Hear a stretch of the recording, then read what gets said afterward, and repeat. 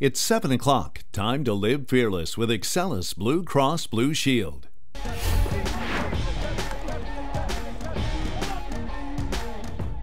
Hi everyone, I'm Kate Calloway. Our Road to the Dome coverage continues tonight with CNS taking on Lancaster. We're just minutes away from kickoff in Union Endicott tonight, and it is going to be chilly and it is going to be cold and definitely rainy down at Ty Cobb Stadium, but should be a good one for the AA semifinals between these two teams.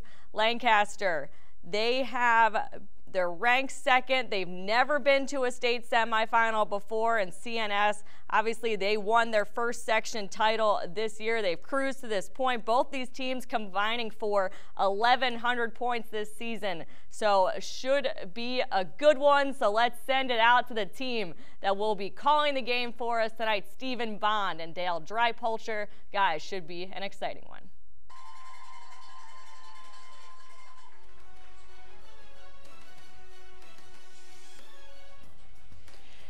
Hello and welcome to tonight's New York State Public High School Athletic Association Class AA game from Union Endicott. Stephen Bond, Dale Drypulcher along. It's the Cicero North Syracuse North Stars out of Section 3 and Section 6's Lancaster Legends. A pair of undefeated teams doing battle. One will advance to the Dome. The other will see their season come to an end. Dale, we've got two high-powered offense, two stingy defenses. Should be a tremendous ball game tonight. Yeah, this is a great matchup. This could go right down to the wire, and it could be a low-scoring game as we talked to both coaches. They rely a lot on their defense, but you never can tell in a game like this. Yeah, CNS has got a high-powered offense. We'll see if they can break through. Eric Pride, the running back here for Cicero North Syracuse, a young man that can do it all, carry it, catch it out of the backfield, and maybe most importantly, block at times when needed. Not a big guy, but I love the way he runs. I love the way he follows his blockers, and he's a tough kid. Only weighs 155 pounds, but he is really tough. A fun kid to watch, and on the other side, really, it's Lancaster's decent defense. Joseph Andreessen, young man who is part of this defense that shut out Aquinas. That's the first time Aquinas has been shut out all year. He plays middle linebacker. He blitzes quite a bit in that Aquinas game. He had 7 tackles, 2 sacks. He is all over the field, and they do like to send their linebackers, and 62 is the guy they like to send. The winner of this is headed to the Dome.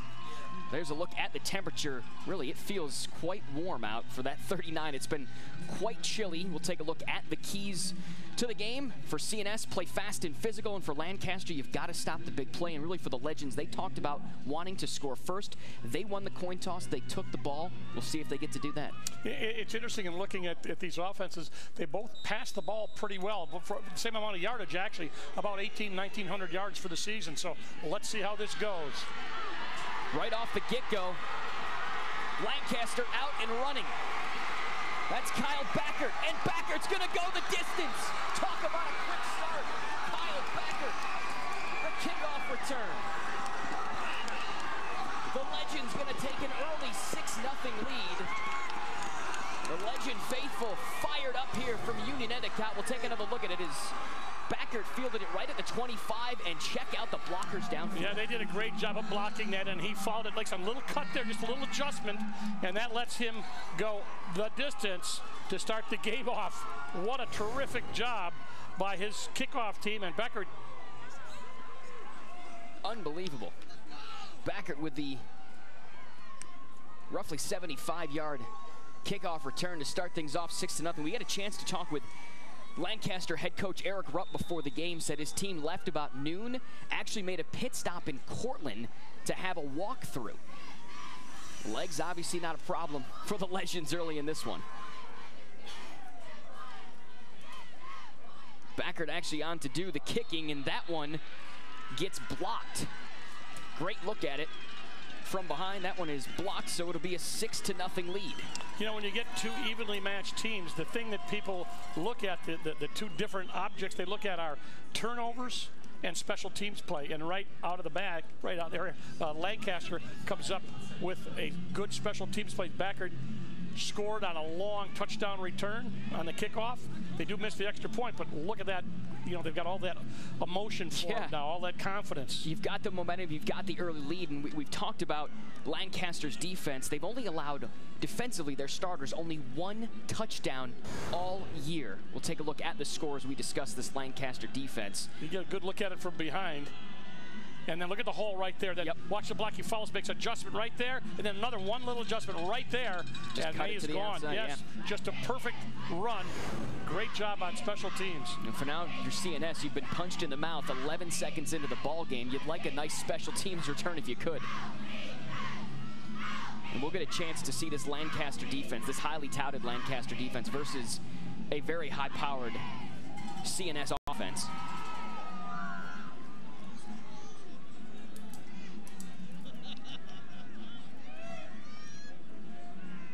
Take a look at the tail of the tape, if you will. You see the points scored for each, and then defensively, the effort has been outstanding. But one thing that jumps out to me is the total yards for CNS. Over 550 total yards per game is what they average. Yeah, they've had some games that were runaways, and they have got people that can score through the air. They got good receivers. They got a good quarterback. Hayes is a good quarterback throwing the ball, and of course Eric Pride, the guy that we talked about, is a shifty runner, and the guy who's one of the keys for their offense. So they are going to get a chance to show it. I don't think they wanted to do it quite this quickly with 11 seconds after they gave up the touchdown to the kickoff. Well, Dale, we had noted on the way down here as the kickoff is fielded at about the 13 by Cicero Broadwater. And Broadwater going to be taking down the 25. So we'll get a look at the Lancaster defense. Only 1 defensive touchdown relented by this starting group. And it's a starting group that has only played 1 complete game because really they have just been in command and control week in and week out. Yeah, they had the one game against Aquinas, Rochester Aquinas, which they shut them out 9-0. They got a touchdown and then a snap out of the end zone, gave them a safety. So they will probably have, I would say, their biggest test, and they've responded on special teams. Let's see what they do on defense. You saw a look at Connor Hayes' numbers. He's the starting quarterback. Young man that can throw and is certainly a threat to run it as well. Pride will take it on first, and Eric Pride up the gut of that offensive line. And we'll get a look at the offensive line right there. And Dale, as you had noted before the game, really a good-sized offensive line. They've got some strength up there. The 2 smallest guys weigh 250. That's nice. The backs and receivers, and it's a very talented backs and receivers group. For quarterback Connor Hayes to use. 2nd and 7 from the 28.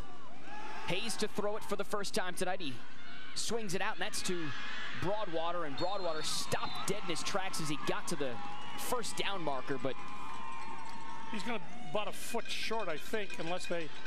There's a look at the defensive line, really a group that is undersized, you would say, in terms of weight, but certainly they have got the speed, and that's what they try to focus on. The linebackers, this is the strength of this Lancaster defense. You'll hear their names a lot tonight, and the secondary, including Max Giordano, who just stopped Broadwater. Not before he got a first at the 35-yard line. Hayes pumps, now rolls to his right. Hayes in a bit of trouble. Hayes able to at least elude it, gets a nice block, but he is under duress, slings it downfield, and that one will fall incomplete. It's a lot of running for nothing. There. I shouldn't say for nothing. It would have been a big loss. They really had everybody in the secondary did a great job. They covered all his primary receivers, and then he had to bring the ball down and run for his life. So that's one of the problems that he's going to have here. Watch, he has the time, but his receivers are covered. Ducks in, ducks out, and then does a complete reversal, and he gets a decent block there from Thompson. So here we go, 2nd and 10 from the 35. Hayes from the pistol turns around, hands it off, and you see the Lancaster defense just swarming to the football. Nowhere for Eric Pride to go. Big number 56 right in the middle of that defense with the stop. That's Connor Mahoney.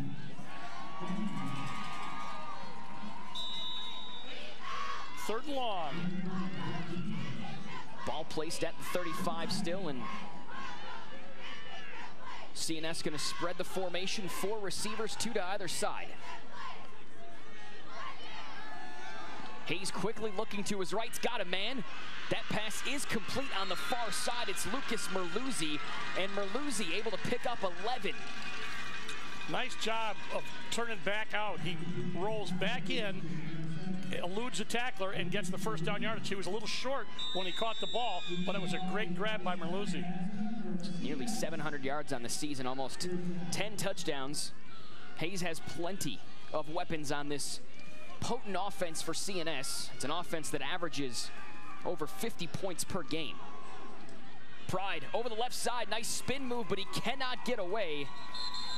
Excellent job. There's Joe Andreessen, who we talked about in the open, and he and Pride have a few words. Well, Pride's giving away about 70 pounds, so nice. You see how shifty he is. Yep. Andreessen responsible for 78 total tackles. Coach Rupp says he's the strongest, one of the fastest players. He's really the quarterback of this defense, doesn't have many flaws. He was the MVP of the sectional championship game in Class AA. And the Class AA Defensive Player of the Year out in Buffalo. 9 minutes to go. CNS at their own 49. Hayes rolling. He's got a target. That's Merluzzi on the far side, and Merluzzi driven out at about the 38-yard line. Got good protection there. He had a lot of time to look to Merluzzi. Hayes just, watch, rush 4. Nobody in red close to him, and he hits Merluzzi. Same, different move than he made the last time, but it still got him a little extra yardage. Kyle Backert and Brett Beto defensively making the stop. It's a fresh set of downs, and CNS up to the 38. Hayes from the pistol turns around, hands it to Pride, and Pride gets bottled up right at the line, maybe a yard on the play. Yeah, he's going to be a marked man there. Damiani made the tackle 52.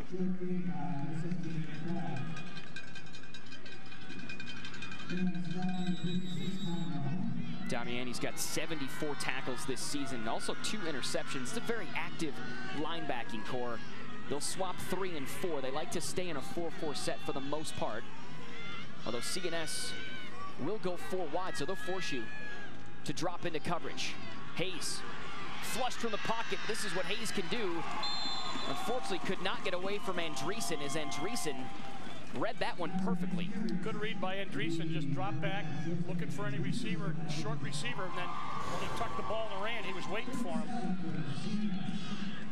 Hayes nowhere to go with the football, and again, that was pretty good coverage downfield on the secondary. They're manning up there, I think, and nobody open. So a big 3rd down here, 7 yards to go. Ball spotted at the 35.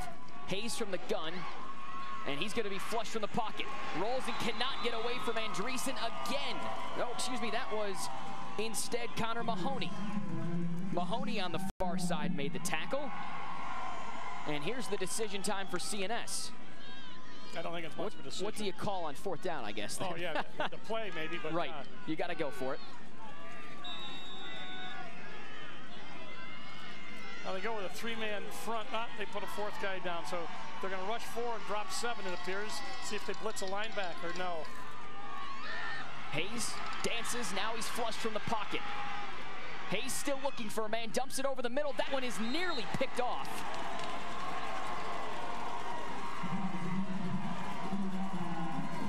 It's a turnover on downs as Backert got his mitts on it and probably did the wise thing by not intercepting the football and getting the extra yardage, as would have likely gone out of bounds. Set himself a nice game so far, right? Yes, yes. Ran the kickoff back for a touchdown, broke up a 4th down play, and brings out Mansell for the first time. Almost 2,000 yards this season through the air. Only his 2nd year as a starter. Now we'll get our first look at the offense, and it's an offense that's got a 6-point cushion. Mansell turns around, hands it off to Andrew Hersey. Take a look at the offense for Lancaster.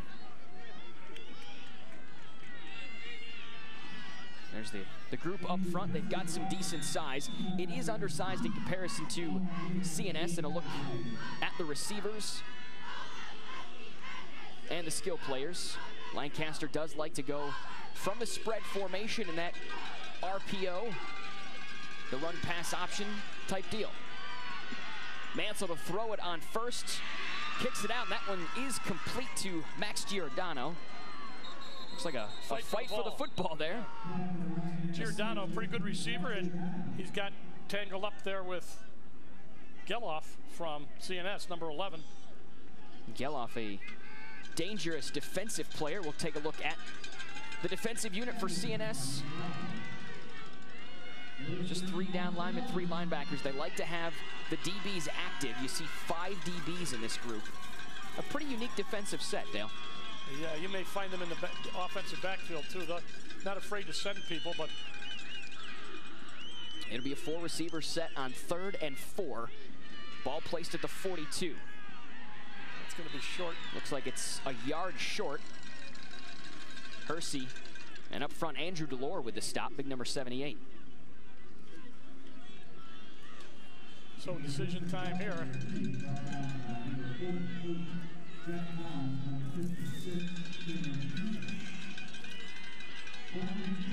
So 4th and 2, ball placed at the 44.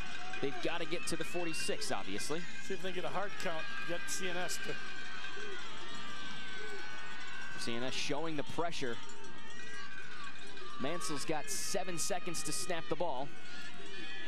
And they do, so Lancaster rolling the dice here. Hersey trying to bounce to the outside, and he's going to be stopped well short.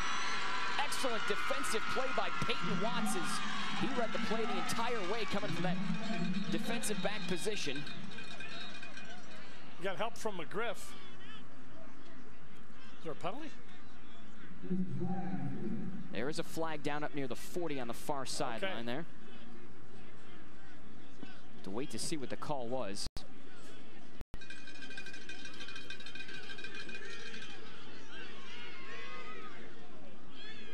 Looks like it's against Lancaster. I don't know. We have a sideline warning on CNS. That's our first one. There's no yardage. First down. So that's what he was indicating. Yeah. First down CNS. Yeah, they don't want people out on that sideline, and they're going to let you know right away, and they got a sideline warning. Take a look at the officials for today's contest.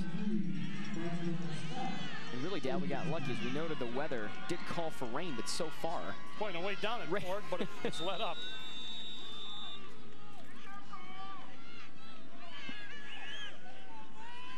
So CNS taking over. Connor Hayes going to hand it off to Pride, and Pride going to stumble forward for a few. Damiani again on attack of 52. I don't know what he's got to do to be able to get his name on his jersey. He's made a couple of big tackles. He is a senior too, so he's running out of time. Yeah, right. Well, if they make it, they should get it on but for the dome. Right. A yard for Pride on first. Hayes will go to the air. Looking to the right, he's got a receiver. That pass is complete on the far sideline. That's Merluzzi. And Merluzzi's got enough for a first down. A nice route for CNS. In front of Beckert. Merluzzi, the leading receiver for CNS. Went up high to get that one. Good protection again. Watch how he goes. Just snagged that over his head, and first down for the North Stars. Watching Merluzzi in pregame, he was trying to catch every pass one-handed. Just shows you the skill level of that young man. He's got the confidence to try something like that. Pride, spin move, but he's going to be bottled up before he can get to the outside. And you notice, Dale, just 3 and 4 helmets for Lancaster getting to the football. Rogowski, number 8, was there, got into the backfield and jammed that play up from the beginning. Mitchell Klima ended up, I believe, with the tackle. Yeah, but when you get that kind of penetration like Rogowski had, that really not much, they've bottled up Pride pretty well so far. And if you've seen CNS before, you notice the offensive line is big and strong, but if you've seen Lancaster before, you know that defensive group is so quick up front, and it's really just a speed versus size situation. Hayes to throw, and that one gets batted down. Brett Beto maybe just slipped, or he may have had an interception. So now it's 3rd and 11. Yeah, Beto, the linebacker back there on coverage. He's got 4.5 sacks this season. So CNS has to drop their best 3rd and 11 play here. They've been 3rd and long a few times. It's only their 2nd offensive possession.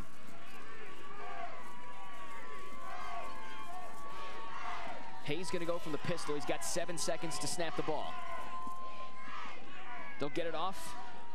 Over to Broadwater. Broadwater with a block from Merluzzi. Broadwater up near that 1st down marker. He may be a yard short. So it'll bring up 4th down. CNS doesn't always pass this much, but they're looking like, let's take what the defense is going to give us. Sure. And we think these short comeback patterns are things that we can use, because they've shut down Pride, and at this point, yep. Anyway. Right. You like to see the blocking downfield too. Merluzzi, the leading receiver, was providing the blocking for Broadwater. So 4th and 2. Hayes from the pistol. Turns around, they'll hand it to Pride. Pride's got to get 2. He dives forward, and he won't get it. Another 4th down stop, and it's a turnover on downs. Lancaster's defense comes up big. Well, both teams have turned it over on downs. And really, so far, what we thought would be the pay-per-view match of CNS's offense versus Lancaster's defense, the Legends are winning that battle so far. Yeah, well, right now, both the defenses are playing well. It's the difference is the long kickoff return, and CNS has gotten the ball down close to the red zone, mostly passing short passes, but not able to convert on that. So they'll bring out Ryan Mansell again. Young man has a 98 average in school. Dale, I think you were just below that. Just below, you're right. Pass out to Backert, and Backert with some space. He gets up near the 30. Boy, he's so quick in the open field. He is. He's getting some distance there, but Watts got him by the back, brought him down, but not before he's close to a 1st down. Look at the season numbers for Backert. 2nd and short for the Legends. Giordano is one of their leading receivers, and haven't called his name yet from getting the ball. An offensive standpoint, right. Defensively, he's made a nice stop. But offensively, no, you're right. And he's got 749 yards to this point. 2nd down, they'll hand it off to Hersey, and not much there. Not much, you're right. He faked the ball there when he stood up to pass. It looked like he was going to throw it to Giordano, but he had given it off to the up man, and he got stopped, so it's 3rd and short. Cameron Pisa, look at his height and weight in defensively, along with Josh Lawrence. They got to Hersey. So now it's 3rd and 2.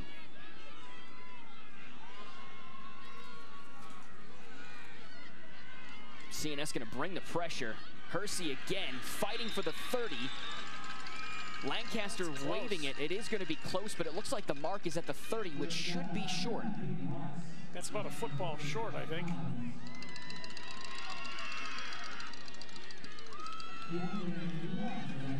Yeah, I think you're right, Dale. It is about a football length short. So now what does Lancaster do? No, they're obviously going to go for it. They did it the last time. About the same position, so I don't think it's anything different. The play might be different. 17 seconds on the play clock. Mansell's trying to at least direct traffic, and now it looks like he's going to drop back to punt. So CNS will send Omar Mir back. Mir going to let it take a bounce at the 45. He'll catch it on the hop, and Andreessen there to drop him. What an athletic play there. He is a big, strong, and fast kid. First man down there on the punt coverage, and he didn't let that go anywhere. Joe Andreessen has been everything he was at least built up to be in this first quarter. So CNS takes over 1 second on the clock. In a first quarter that has really moved by. We started out with a bang, but since then it's been a chess match. 5 wide for the North Stars. And Hayes is going to keep it. Hayes will pick up a few.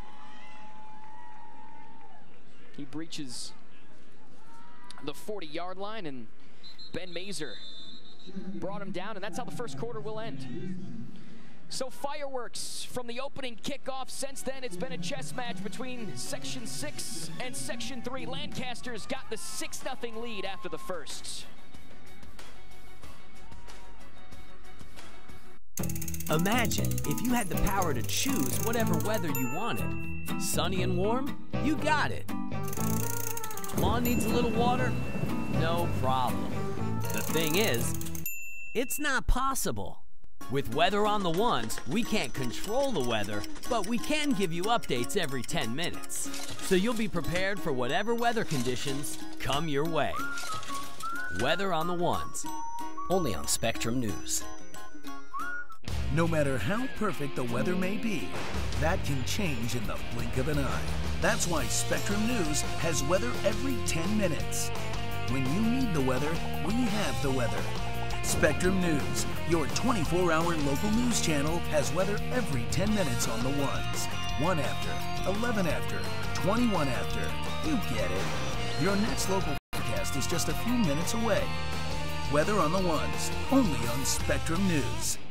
I routinely get emails that say, you're too liberal or you're too conservative. I find that encouraging because it indicates to me that we're somewhere in the middle, which is what we're aiming for. And we have confidence that viewers have the capability of making their own decisions and taking in a whole wide range of information that we're hopefully providing to them, and then subsequently they can determine how they feel and what they want to do about it. And that's our goal, is to inform. Capital Tonight, weekdays at 8 and 11:30 p.m. only on Spectrum News. If you had a magic crystal ball, it would be easy to predict the weather. But magic crystal balls don't exist. Lucky for you, there's Weather on the Ones on Spectrum News. With Weather on the Ones, you get local weather updates every 10 minutes from any device. Mornings, afternoons, or evenings. Your forecast is always right around the corner. That's better than a crystal ball. Weather on the Ones, only on Spectrum News. Welcome back. We're set for the second quarter. Lancaster's got the 6-0 lead, and just as we went to break, Connor Hayes, starting quarterback for CNS, shaken up on the last play, as that was a QB keeper with 5 wide. And Lucas Merluzzi going to come in, it looks like, in relief for the quarterback position. They do have Mike O'Connell, a senior quarterback as well, but they've elected to go with Merluzzi, their leading receiver.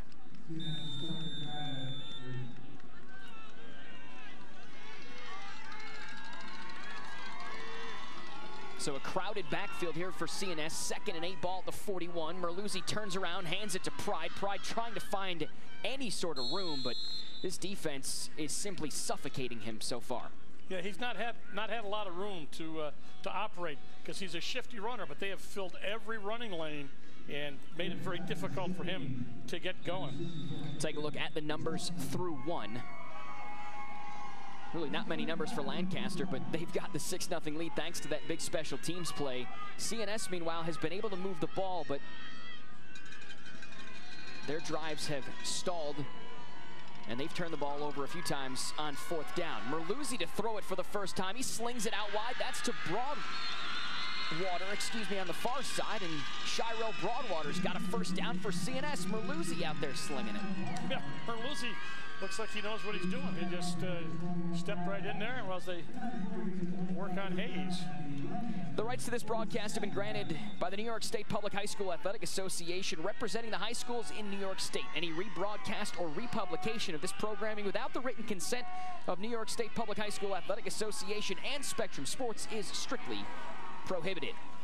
Pride on 1st down, and once again he gets bottled up. Yeah, they've really, he doesn't, if you get a crease or a seam and he finds it, he'll go. But they have really just generated, especially those linebackers who come up and they step up and fill the gaps, and he has not had any running room. There's a look at the head man of Lancaster, Eric Rupp. Every member of his coaching staff is a Lancaster alum. Eric graduated in 2002. He's got back-to-back sectional championships out of Section 6. It's a team that is hungry to get back to a state championship. He got picked up about a yard on that. So Pride on 2nd down. still not much doing. How does CNS? I think they got to get him on the corner. I think they got to try to get him out on the corner. You got to fake inside. You got to get him. You got to run the fullback or something, and then get him the ball on the outside. At least try it occasionally. They've let Merluzzi sling it once. It's a 3rd and 8. Merluzzi pumps and looks deep, looking for Broadwater down there. That one's tipped and that one nearly almost bounced to Broadwater. Yes, it did. As that was Giordano and Backert in coverage. Giordano got a hand on it, and maybe it was just my angle, but I thought it was bouncing near Broadwater. I did too, absolutely.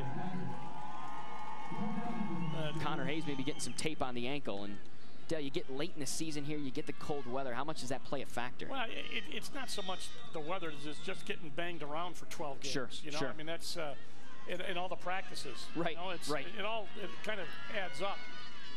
So CNS will be forced to punt for the first time today.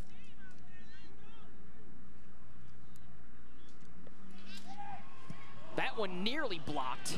It's going to be a short kick. It'll take a hop and go, well, it stayed in. I thought it went out and over the far 25, but it looks like it did stay in. That one nearly blocked. Brett Beto was... Yeah, Beto was close. Bearing down.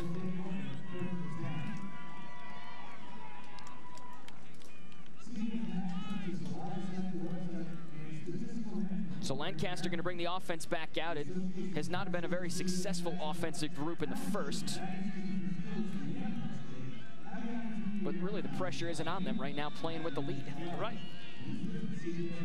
So that ball trickled down, took a CNS bounce down to the 18. That's where Lancaster will take over.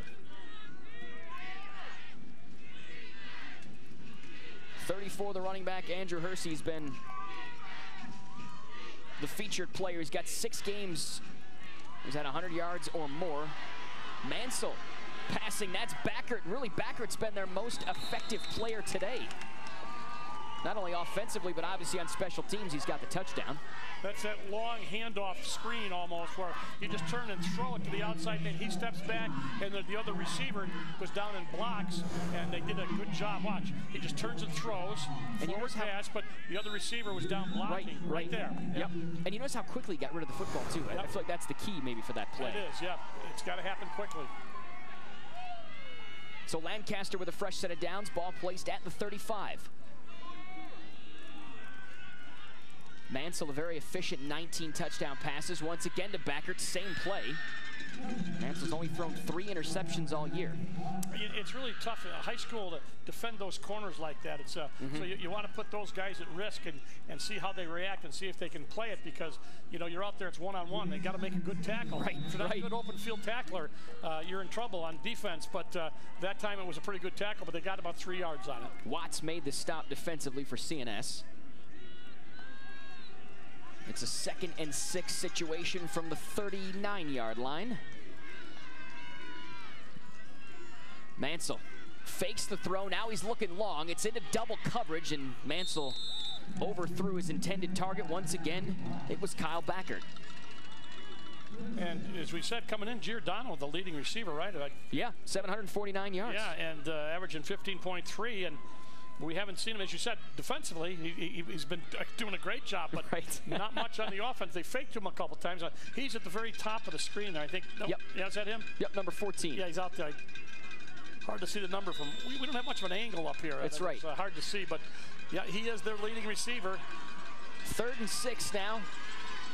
No, he's on the inside here. He's on the slot. He is on the inside there. We're both wrong. That's Brian Martin. Martin, the 2nd most effective receiver. 14 receptions, 329 yards on the year. He's got his first of the ball game. That was a nice throw. Right through the linebacker. And once again, Watts forced to come up and make the stop. But more importantly for Lancaster, they've got the first down. Big target, 6'4", 200-pound end there. Not bad. Yeah, so Giordano's down there in the slot right there, number 14. The leading receiver. Right near the hash. Yep. Blitz. And they get it to Giordano. And he's not going to get away. CNS swarming to the football, and boy, Giordano took a shot right at the end. Cockrell, I think, right? Yep, Jaden Cockrell came through and Really, Giordano's legs were wrapped up, and Cockrell just finished him off. Cockrell's 280, 6'4", 280. That's a big guy coming down to make sure you're down. Finish the tackle, yeah, right, exactly. Take a look at that last play, and Giordano really nowhere to go. See, they missed that tackle right there. That's why you'll be able to swarm, and there's the tackle by Cockrell. Tyler Days had him around the ankle. Days headed to Boston College. Be a defensive back. Once again, CNS bringing the pressure. Lancaster tried to run the screen, but well defended. Jack Collins out there. Hersey nowhere to go as Collins had sniffed that one out right from the get-go. You know, when you figure you've been throwing the ball and these linemen are just itching to get back there, and you're going to let them go and then throw it over their heads. But watch, he drops it over the head, but good coverage and good vision and by CNS and Collins also. Yep. Right. You talk about open field tackle. There it was right there, Dale. Yeah. CNS Collins is going to take a timeout. Collins just a sophomore, and it is 3rd and 14, so an appropriate time for CNS to call for time. We get a look at Dave Klein in his 3rd year here at CNS, but before that he was longtime head man at Henniger High School in the city of Syracuse. Most of his coaching staff right there. Mike Miola also from the Henniger High coaching staff. Hey Dale, you know winter is coming, so make sure you stay with Spectrum News, the only local station that brings you weather every 10 minutes on the ones. Catch your 7-day forecast every hour at 21 and 51 after the hour. Vanessa Richards every morning, turn her on. There you go. Get my forecast. So if you're Coach Klein defensively, this could be a big spot. You want to get the football back, you want to get your offense rolling again. They've had momentum, but it's got to start defensively, I would imagine. Yeah, they've got to come up with the right look here for this offense that's going to have to pass the ball. And Giordano is a guy that you got to keep an eye on, their leading receiver. I was going to say, speaking of looks, he's got the bleached hair. Yeah, a lot of them do. Yeah. It's that time of the year. Yep. When you get to the tournament. The TV announcers should do it too. I don't know if I could pull it off. Okay. Big 3rd down here for Lancaster. CNS going to bring the pressure. Nice protection up front. Mansell's going to let it fly, and that one is incomplete. Nearly had Nick Mira, and Mira went up for the football. And Mansell really throwing that one into double coverage again. Yeah, Peyton Watts was there underneath. They had him bracketed. Sometimes you can get a tip on that, you know. And right. Like you said, when CNS threw it up, it almost looked like they tipped it into his hand, so you never know. But right now it's going to bring 4th, and we'll get a good look at it here. Yeah. And it just, really, you're right, Peyton Watts in his face. Hard for Mira to try to corral that one in. Lancaster going to keep the offense on. You're going to have them keep them guessing whether they're going to punt. And then Mansell will drop back, and I guess that's the advantage when your quarterback's also the punter. Mansell takes a hop, and Mir fields it on the bounce, and he's met by a few legends at the 31-yard line. Excellent coverage downfield, John Lapiana. And Beto there also from the Legends. Coming right here, makes a little move, but watch. Oh! That was Lapiana. You're right, Beto. Yeah. Preventing him from getting to the outside there. It's the old high-low. That's right. So CNS with the stop, they take over at the 31, and Connor Hayes back into the ballgame for CNS. That's a great sign for the North Stars. And they'll let him throw it on first. He's got Broadwater on the far side, and they will lose a yard. Can't get up and run in this league. They're actually doing similar things. They do those quick out passes and see if they can stretch it and pressure the corner. He fell down there, but you can see what the intent was. It's a long handoff. See if you can beat somebody and get down that sideline away from the rest of those red jerseys. Dale, we know Lancaster's linebackers are the key to this entire defense. They're the most effective piece. How do you counter that if you're CNS? Well, you're just going to have to try to hold them with some fakes and you know, maybe try to get to the outside. There's a screen. Broadwater's got it on the inside. He's brought down from behind. Jake Mahalski And Michalski grabbed him right by the numbers to drag Broadwater down. Well, you see, that's the one they try to get the linebackers to bite on it, and they do the little screen. Yep. But watch, Michalski comes from behind, grabs him, brings him right down for nothing. 3rd and 8 for CNS. Quickly, they're in a hole here. 4 receivers set. Hayes to throw it. Hayes going to be flushed, steps up in the pocket, and that pass, to wait to see, was it caught or not? If it was, it should be good for a first. The officials will conference. Good. And they're going to mark it. So that one is awful close, but it looks like CNS going to have enough. So Peyton Watts with a big reception. We'll get a good look at it here. And you do see Watts got right underneath it. Had his hands underneath it. The left hand was awkward, but just enough to call it complete. Pride on first down, running over the left side, and Pride really nowhere to go. I got to tell you how good this defense is. In the regular season, Pride getting the ball like that, he'd probably have 100 yards by now. Right. But this defense is good, and the offensive line is good for CNS. They have been all year, but this linebacking crew and the defensive line, they're very quick, and they really got good assignments. They're well coached. The rain's starting to fall here at Ty Cobb Stadium in Union Endicott, and that will certainly change the offensive perspective for CNS, or at least you think. Hayes over the head of Merluzzi. Get a good look at the rain there. You can hear it. You can. We got our parabs out there somewhere. You can hear them getting hit. But here's the replay. I tell you, one of the things is you look right there, overthrown. The thing about Hayes is he's not a tall guy. Right. He's about 5'10". You can see from that angle. You get up in his grill there, it's hard to see, and he's got his gloves off now. When it's raining, see if he's got a little better touch on the ball. Hayes had 2 gloves on to start the game, warmed up with both of them. Now he's going to flick that one out of bounds. Had Merluzzi on the low part of your screen, but... Well, he's getting pressured from the outside. Number 5 there, Mazer, has been coming and got close to him, and he's not had the time to throw. You got to feel those guys coming from your back. And he got the ball off, but they're putting pressure on from the outside. This linebacking crew so quick, Dal, as you've noted. If you're seeing us, how do you counter that? As I said, you know, you've got to be able to see if we can get into the corner, see if we can throw the ball. Sure. And they were very successful throwing the ball early with those quick outs. But then when he went down, Hayes went down, they brought in Merluzzi. He threw a couple of passes, so they may have to go with that short pass game for a while. CNS going to have to punt it for a second straight time. Good punt. Takes a CNS roll down to the 25. That's where Ryan Mansell and company will take over. And really, this Lancaster defense has lived up to the hype so far. 31 yards on that punt, but, you know, don't forget, CNS hasn't allowed a point either. You know, it's, I mean, the kickoff was there.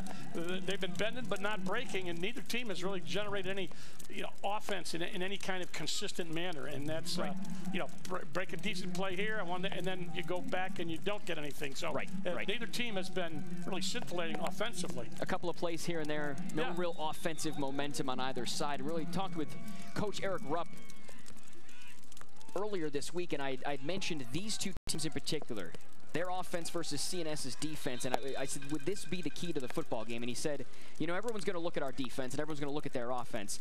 If our offense can get some momentum, I'm not sure their offense will be able to keep pace because of our defense. If that wasn't a confusing enough situation for you. I understand exactly what he's trying to say. So they've got 2 offenses that are, I don't want to say sputtering, but as we said, not consistent. Right. The only points have been scored on a special teams on a kickoff, first kickoff. So pass game, that one jammed right back in his face.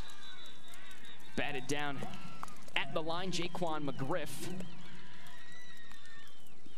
And Kyle Cody up front too. Kyle Cody, one of the defensive ends. Got some pressure on Mansell. Yeah, they ran a little bit of a fake. Yeah, actually it was Cody, I think, that got his hand on number 35, linebacker. Good pressure from CNS on second down. It's now 3rd and 9. The rain falling a little heavier here from Union Endicott. We're nice and cozy up in the booth, though. Nice play on the outside there.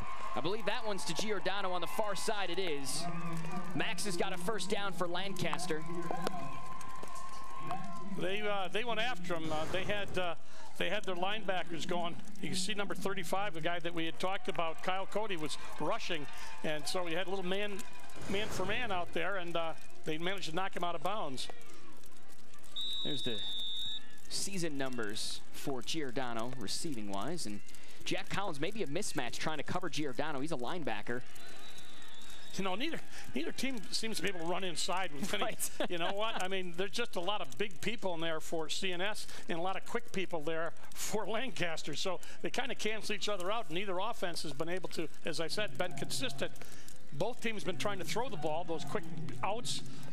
It's going to perhaps be that way the rest of the game, although the rain did come down for a while. See if it's let up a little bit. It'll make it challenging. Jaden Cockrell, 6'4", 280-pound D lineman, made the stop on first, so we go to second. That pass complete on the far sideline. That is to Mira. No, I just looked at the up on the lights. The rain hasn't slowed down. Right. And our crew out here confirming that as well. They've done a great job, too. Out here, they got snowmobile suits on and hats, and it's really miserable. But it is nice in here. It's nice and cozy in here. We're quite fortunate. Everybody checking the plays here. They got trips to this side with Giordano on the inside. First half winding down here. It's a big third down for Lancaster. CNS showing blitz. Lancaster's got 10 seconds to adjust the play. They're going to throw that ball right over the middle. Yep. He's got Martin. Martin fighting for the first down. Looks like he's got it. They'll spot him about 2 yards in front. So he needed 12, and they got 4. Or they needed 7, rather, and he got 9. They ran trips out on that side, and then they ran Martin into the middle. Watch, he faked and then looked the other way, and then had him cut down right over the middle. A little slant, quick slant. Omar Mir just hanging on for dear life at the end of that play, trying to slow Martin down.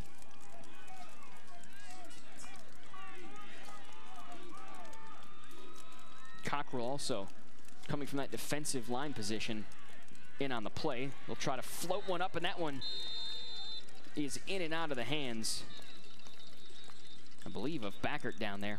Tried to throw the fake and have Watts commit. It was a stop and go, and then the receiver went and he tried to float it to him, but it didn't go, so it's 1st and 10. Take another look at that last play. There's a little fake. Right. And then up, and then just out of reach of his receiver. Hit him right in the hands. Yeah. A lot of players not wearing the gloves now that the rain has started to pick up. And there is a flag up at the top left of the screen. Yep. That's usually like a hold. They're looking for CNS. I'm assuming that's going to go against Lancaster then. Well, they say decline it, yeah.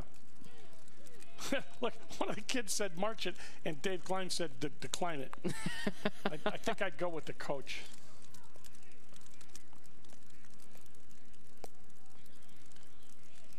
Ineligible receiver downfield.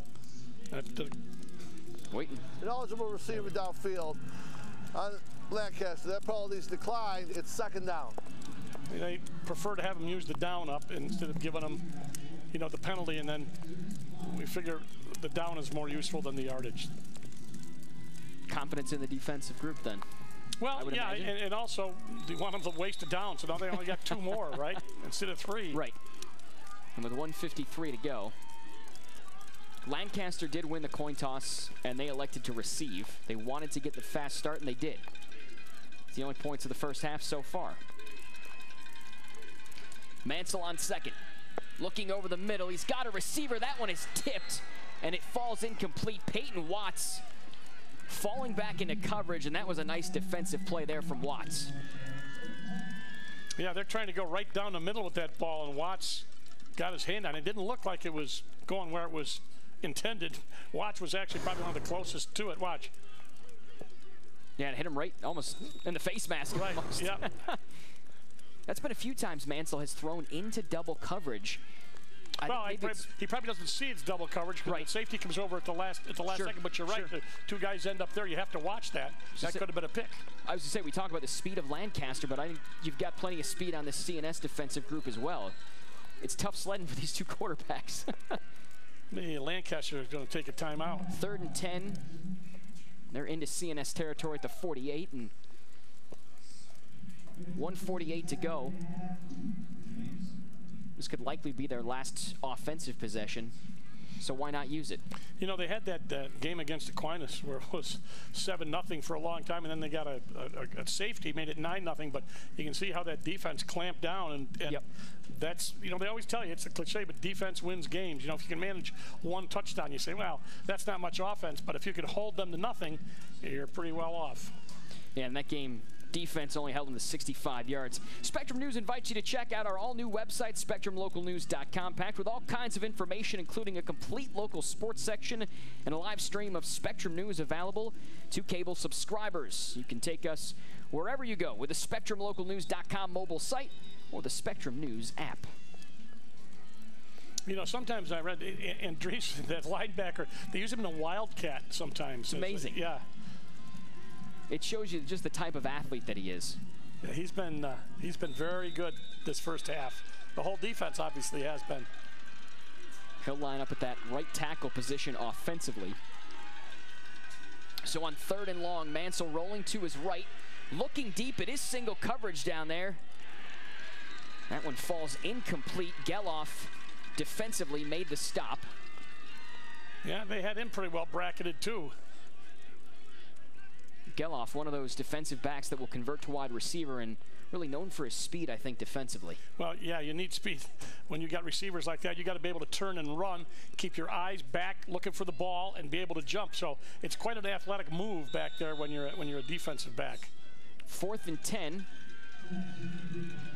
It appears that Lancaster will now kick. CNS has to at least respect that. Mansell, nice punt, takes a bounce at the 25 and I believe went out right at the 24. So a nice kick by Mansell.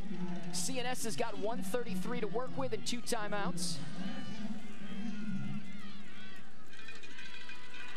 I think they're going to try to get pride loose. I mean, it's been difficult, but, you know, you have to be patient. You have to say, you know what, we know this play works, and we've got to keep trying it, make some adjustments with the offensive line. If it's not working, let's see what's going on. But I don't think I'd want to put it in the air, but then again, that's me. Pride's been their biggest offensive weapon this season. Has yet to put his mark on this football game. Geloff with the catch, fighting for a few yards. He's going to get maybe 2, possibly 3 on that completion. You could see Vito made the stop. CNS staff listened to me directly. They did. Vito, who has been very active, was there for that coverage. It's about 2 yards for CNS. Give him the benefit of the doubt. We'll call it 3, Dale. 2nd and 7. That's what they've got on the board. So ball's at the 27. Hayes looking to his left. That pass is low and broken up. Nice defensive effort there on the far side from Kyle Backert. Okay, now it's 3rd down. You got 55 seconds left. You don't want to be forced to punt. Don't forget, they didn't block it, but they came fairly close to one of the punts from CNS. So you really don't want to go into halftime and have something that you know, didn't work. Take a look at the replay here and check if this was a forward pass or not. Yeah, it was. Sure. Groups out in Buffalo know all about forward passes. Yeah. I won't mention, but you never down in Tennessee, it was not. Yeah. Didn't turn out so well. 3rd and 7. Hayes looking over the middle. He's going to float this one up, and that one falls incomplete. Looking for Jude Bailey. That's the first time Hayes had been looking for Bailey all game. Bailey's got the size at 6'4", 190 pounds, but so Lancaster should just put full rush on, even if you hit the punter. I mean, so they get the ball back. You know, there's no time left. But if you can block it, I would go right after it. But again, that's me. Well, and if you take the risk, you know, offensively, you haven't really found your groove. Well, you know, and as I said, even if you rough the punter, it's not the end of the world. They get the ball back because there's not that much time, and they haven't really done much. But let's see if they go after it. Looks like 7 right at the line. And they'll bring him. Hayes, it's going to be a fake. And I'm not really sure if it was a fake, design fake, or if it was just the pressure that got to him. It looks like it's good enough for a first, though. Yeah. What a sequence of events. on either side. Josh Lawrence, the receiver. They're bringing the ball back. And we've got a flag down. I just noticed there at about the 34-yard line, there is a flag. And now it's a receiver downfield. Who knows? Boy, what a play that was on 4th down. Lancaster brings the pressure. Hayes back to punt.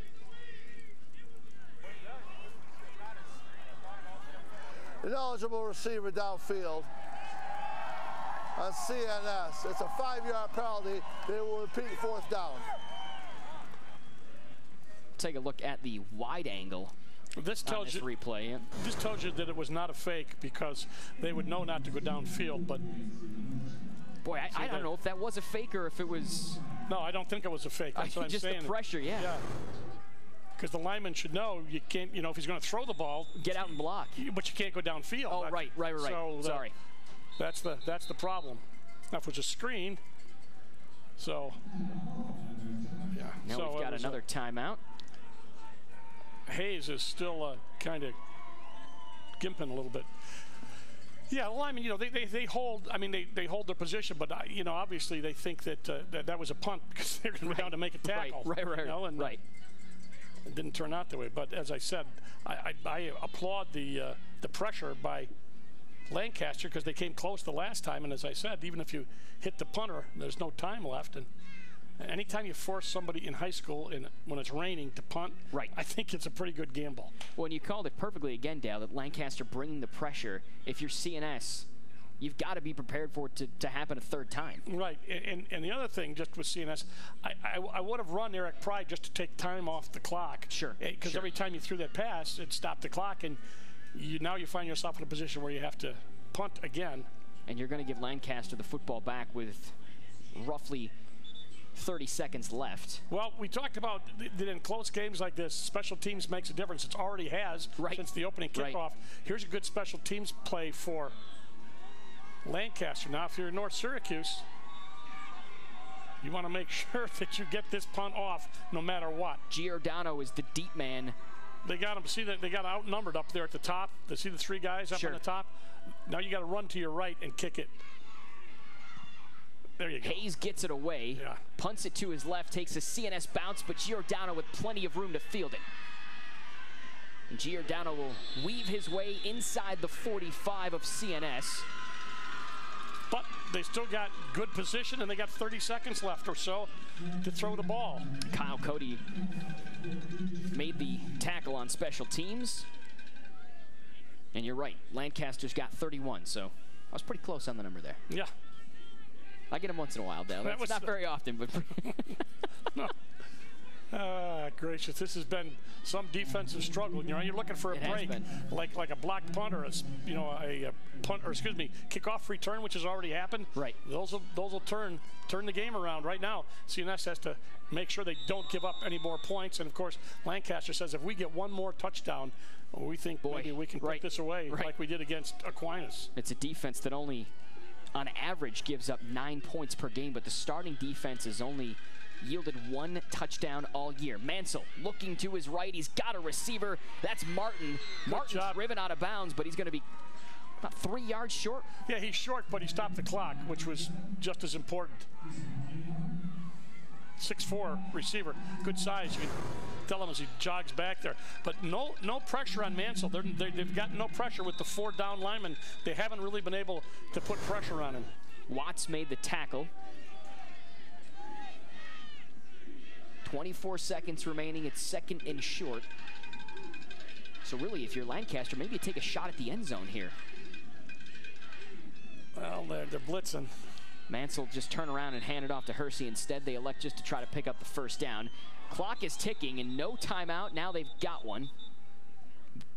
They let about 3 or 4 seconds. Yeah, you can't take them with you, so you might as well. And now you got about a yard to go for a 1st down, or you've got 2 opportunities to put the ball in the end zone and just say that's it. Right. Don't worry about where you are, because he can throw the ball that far, and don't worry about the 1st down. Just put 2 in the end zone. But 16 seconds, that'd about take that time, and if CNS gets the ball back, no big deal. So we'll see what they come up with. Lancaster going to have to kick it away at the half. And the rain appears to have stopped. I'll have to ask the camera folks. They'll let us know. Oh, sure. You guys are down there where it's nice and warm, and sure. I was gonna say I don't dare leave the press box here. We've got our little space heater here. It's worked quite lovely, and I recommend it. I won't say what the brand is. Right, but right.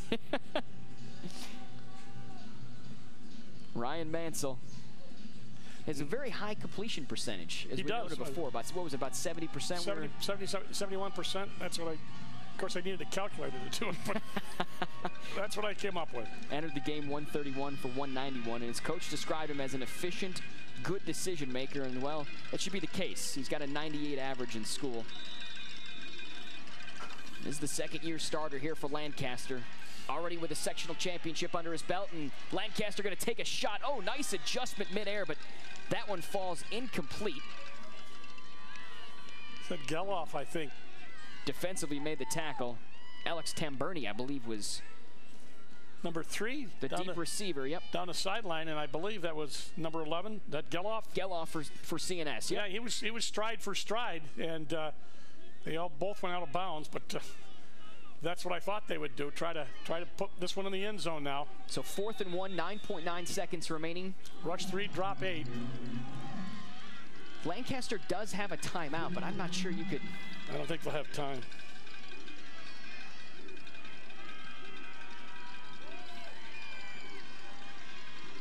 Looks like a rush 3, drop 8. Cover the zones, get deep, don't let anybody in front of you. They turn around, hand it off to Hersey instead, and Hersey going to pick up some good yardage. 3.4 seconds remaining. The clock does stop with the first down. They've got to move the chains. So how quickly can Lancaster maybe call a timeout here? Take a look at that last run. Yeah, you just needed a yard. It was a good play. Fake the pass. They did run. They sent a linebacker. Yep, 3 down linemen, but they've been sending 4 people, and they still haven't been able to get to him. So Lancaster does use their final timeout. And really, CNS, the defense had backed off, thinking, I think, the same thing you had, that they're going to take a shot. Now we'll have to see the shot to the end zone. Yep, I would assume that's what they're going to do, but, you know, they've got a lot more, I mean, they're a lot closer, but that also compresses the field a bit more, so you don't have as much room to, you know, do your one-on-one. There's a lot of bodies back there. Let's see what they do this time. They may rush 3 and drop 8 again, but and then send a linebacker at the last minute, see if they can put some pressure on him, because he has not been pressured. Dale, I think it was, what, 1969 you had that same haircut that Mira has? I did, yep. The Mohawk? And they're coming back. All right, see? Just like the Paisley tie. Everything's... Paisley tie, I'm bringing them back. Well, this has been an interesting game. A lot of chess. You know, not a lot of scoring, obviously, but a lot of moves and counter moves. Both defenses have played outstanding. Special teams, the only points we've seen tonight. Lancaster 3.4 left. They've got the ball at the 21. Giordano in motion. Mansell looking over the middle, now looking to his right, throws it up into the end zone. 50-50 ball, and Nate Geloff comes down. I believe that one will be picked off. Yeah. So Geloff going to get credit for the interception, only the 4th interception all year for Mansell, and really, you're just throwing up a 50-50 ball there. And you know, that happens. I mean, that was a good play. He put it right in the end zone, and Geloff has been tough on defense for CNS. So CNS, they get the stop to end the first half, but they trail 6-0. Merluzzi had to come in spot duty, but Lancaster's got the 6-0 lead at the half.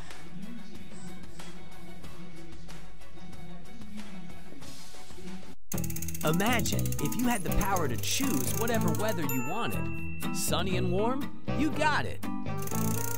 Lawn needs a little water? No problem. The thing is, it's not possible. With Weather on the Ones, we can't control the weather, but we can give you updates every 10 minutes. So you'll be prepared for whatever weather conditions come your way. Weather on the Ones, only on Spectrum News. No matter how perfect the weather may be, that can change in the blink of an eye. That's why Spectrum News has weather every 10 minutes. When you need the weather, we have the weather. Spectrum News, your 24-hour local news channel, has weather every 10 minutes on the ones. 1 after, 11 after, 21 after. You get it. Your next local forecast is just a few minutes away. Weather on the ones, only on Spectrum News.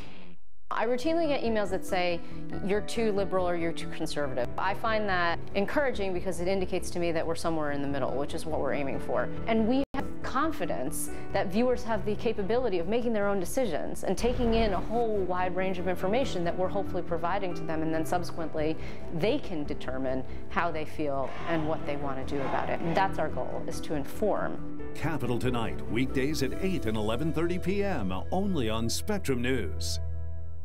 If you had a magic crystal ball, it would be easy to predict the weather. But magic crystal balls don't exist. Lucky for you, there's Weather on the Ones on Spectrum News. With Weather on the Ones, you get local weather updates every 10 minutes from any device. Mornings, afternoons, or evenings. Your forecast is always right around the corner. That's better than a crystal ball. Weather on the Ones, only on Spectrum News. Good evening, I'm Terry Stackhouse, and this is your Road to the Dome news break. Before we get to some of the top stories in central New York and the southern tier, let's start with a check of your weather forecast.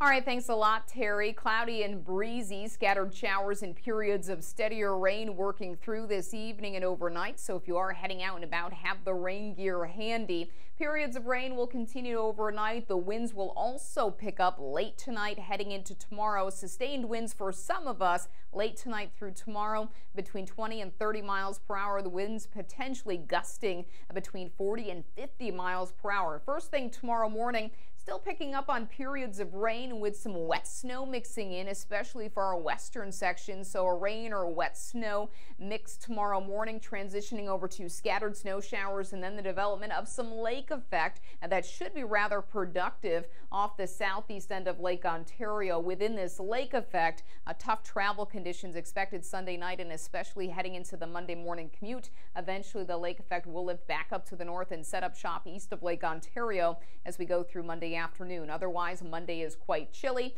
Temperatures will be in the 30s. Beyond that, a brief warm-up expected as we head towards Tuesday. Terry? Negotiators worked through the night on the technical details of the Paris Climate Accord before a 2-week climate conference ended in Germany. Fiji's Prime Minister praised delegates for honoring the rules of the 2015 agreement on fighting global warming and setting a course for countries to raise their emissions reduction targets in the coming years. While the U.S. has threatened to pull out of the Paris Accord completely, observers say U.S. delegates played a low-key yet constructive role at the conference.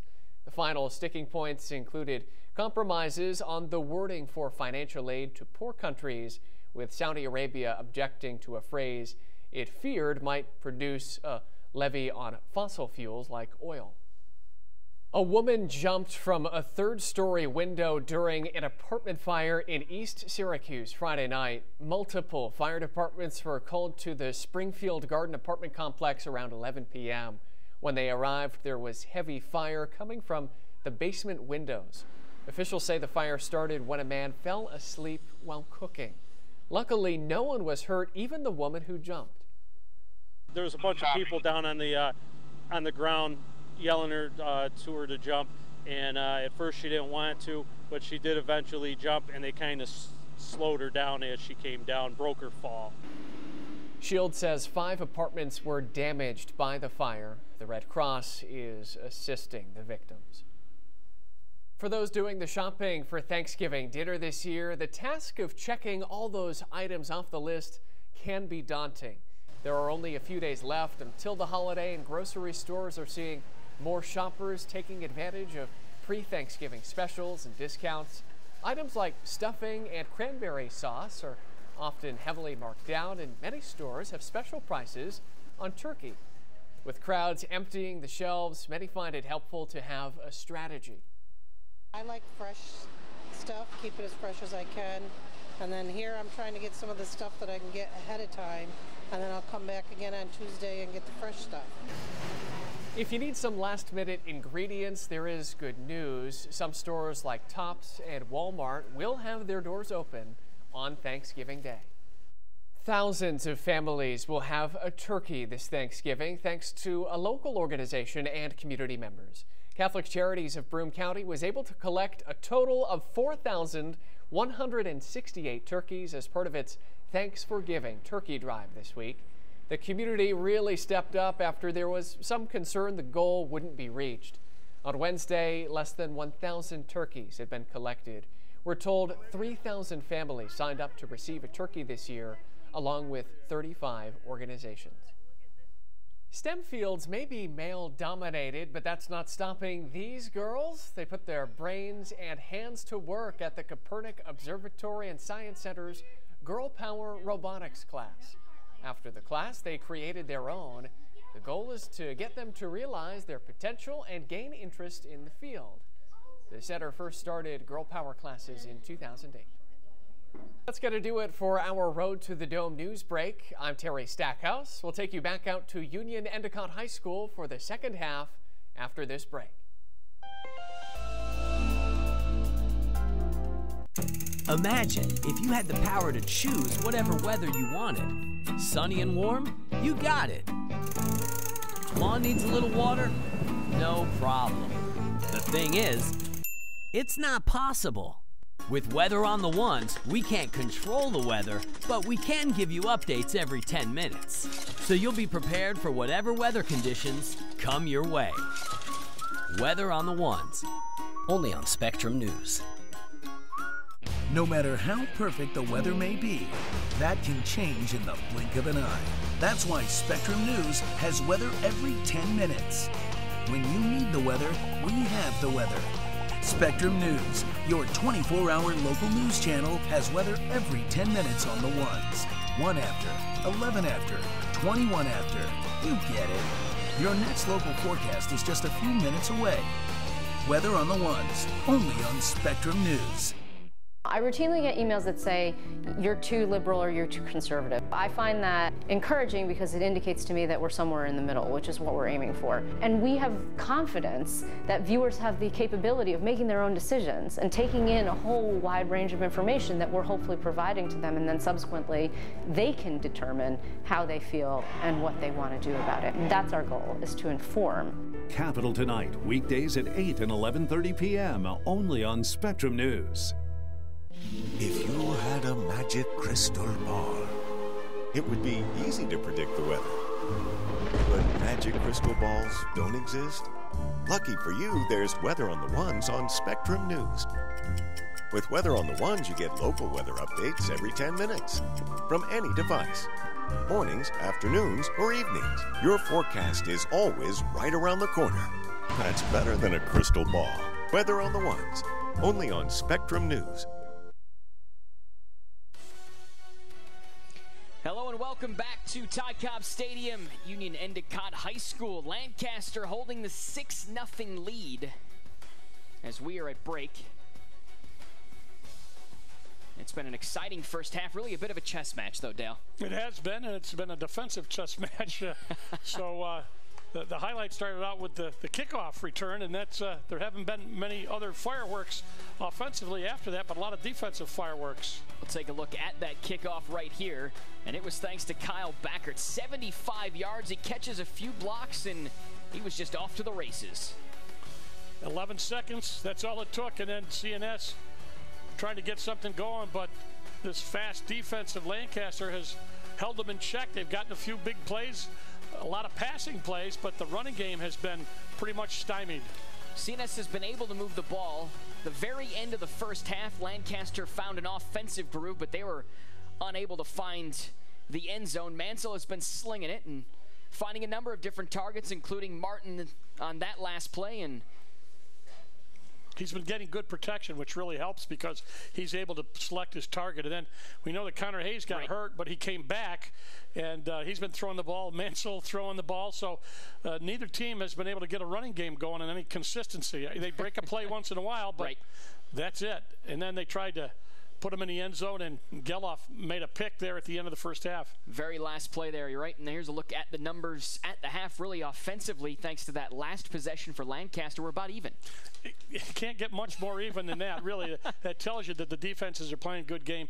Offense, as I said, neither one of them has been able to get into that consistency, and that's what we're looking for. Eric Pride, who normally, has just been shut down. Not his fault. Just this is a very good defense, and they've been shutting off the running lanes, and he has had no chance to get those little creases in and get big yards. So kudos to their defense, but CNS have been doing well also. So battle of the defenses. Maybe the team who breaks the rush will finally break through on offense. We'll see. We'll take a look. We're heading to break. We'll be back after this with the second half from Union Endicott. The rain has ceased, at least for the meantime, which has been nice. More on Spectrum News after this. Imagine if you had the power to choose whatever weather you wanted. Sunny and warm? You got it. Lawn needs a little water? No problem. The thing is, it's not possible. With Weather on the Ones, we can't control the weather, but we can give you updates every 10 minutes. So you'll be prepared for whatever weather conditions come your way. Weather on the Ones, only on Spectrum News. No matter how perfect the weather may be, that can change in the blink of an eye. That's why Spectrum News has weather every 10 minutes. When you need the weather, we have the weather. Spectrum News, your 24-hour local news channel, has weather every 10 minutes on the ones. 1 after, 11 after, 21 after. You get it. Your next local forecast is just a few minutes away. Weather on the ones, only on Spectrum News. I routinely get emails that say, you're too liberal or you're too conservative. I find that encouraging because it indicates to me that we're somewhere in the middle, which is what we're aiming for. And we have confidence that viewers have the capability of making their own decisions and taking in a whole wide range of information that we're hopefully providing to them, and then subsequently they can determine how they feel and what they want to do about it. That's our goal, is to inform. Capital Tonight, weekdays at 8 and 11:30 p.m. only on Spectrum News. If you had a magic crystal ball, it would be easy to predict the weather. But magic crystal balls don't exist. Lucky for you, there's Weather on the Ones on Spectrum News. With Weather on the Ones, you get local weather updates every 10 minutes from any device. Mornings, afternoons, or evenings. Your forecast is always right around the corner. That's better than a crystal ball. Weather on the Ones, only on Spectrum News.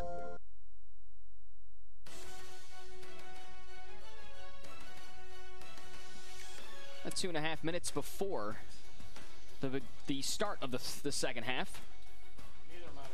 Lancaster out warming up. The rain has stopped.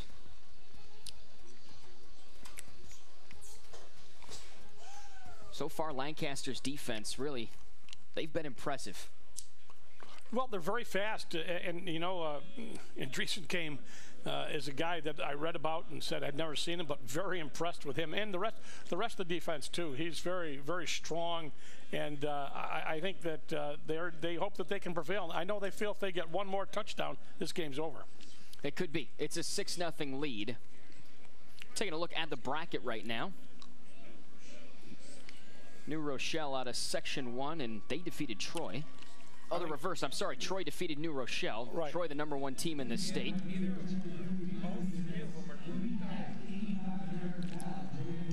Troy going to play Newburgh. Yeah, Newburgh got a bye into that. So they are playing. I think they've got 2 losses, and Troy is undefeated. Interesting for Troy. CNS defeating Elmira, the Express, to make it to this game. Lancaster obviously defeating Aquinas. And that was a 9-0 game. First time that Aquinas has been shut out all year, and that was a team just a few years ago that had won 2 state championships in 3 years. Yep. So it just shows you how good this Lancaster team has been this year.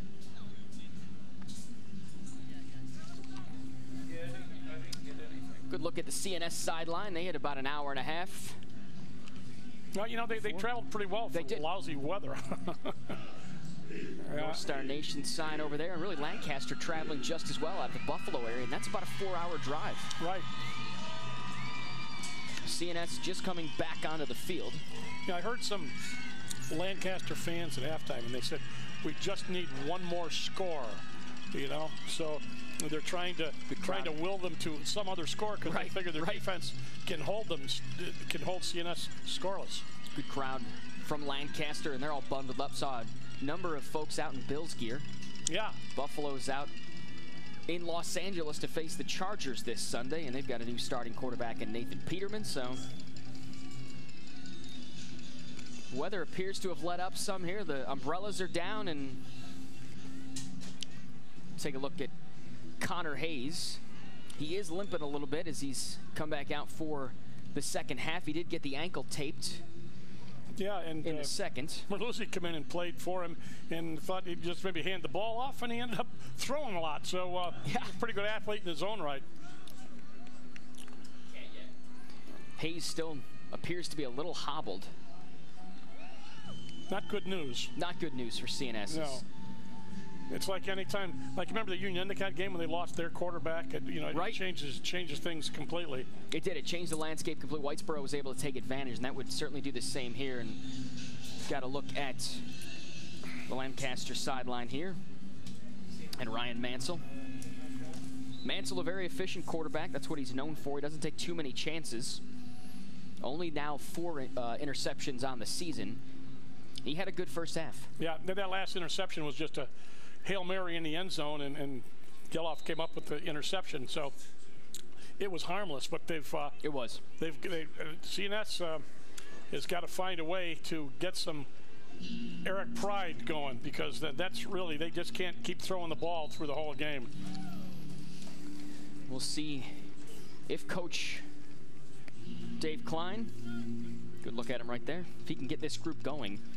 You know, really, when he came in 3 years ago, this was a different CNS team, and this is their first trip as a Cicero North Syracuse school to the state tournament. We get a look at the total offense, 94 yards, and the season average is 564, so well below where they are. But I think that's just oh, no, absolutely. It's a testament to Lancaster. Sure. And I said when we looked at Eric Pride, I said, you know, if this was a quote normal game, he would probably have 105, 110 yards by now. But in the first half. In the first half, right. Take a look at Lancaster head coach Eric Rupp. As I mentioned earlier, every member of his staff is a Lancaster alum, and really just how important is that?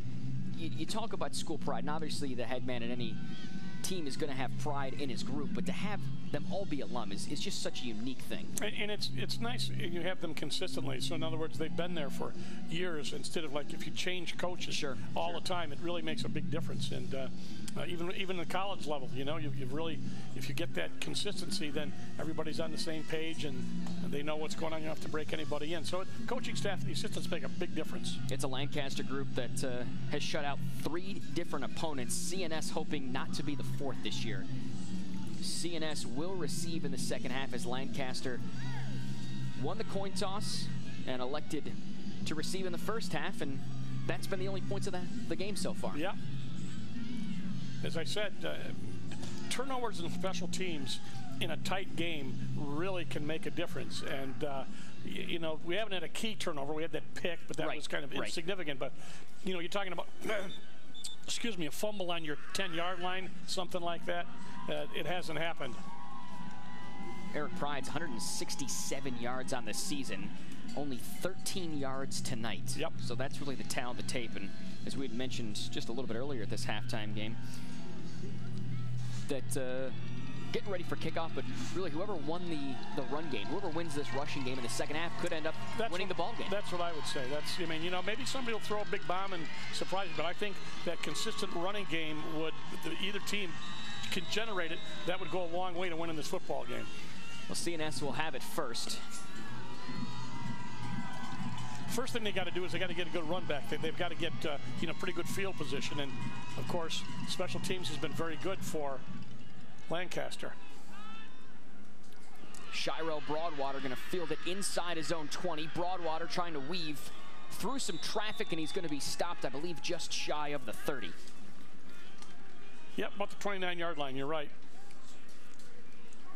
Good look at Connor Hayes as he limps out. He's got 9 completions on 15 attempts, 68 yards in total.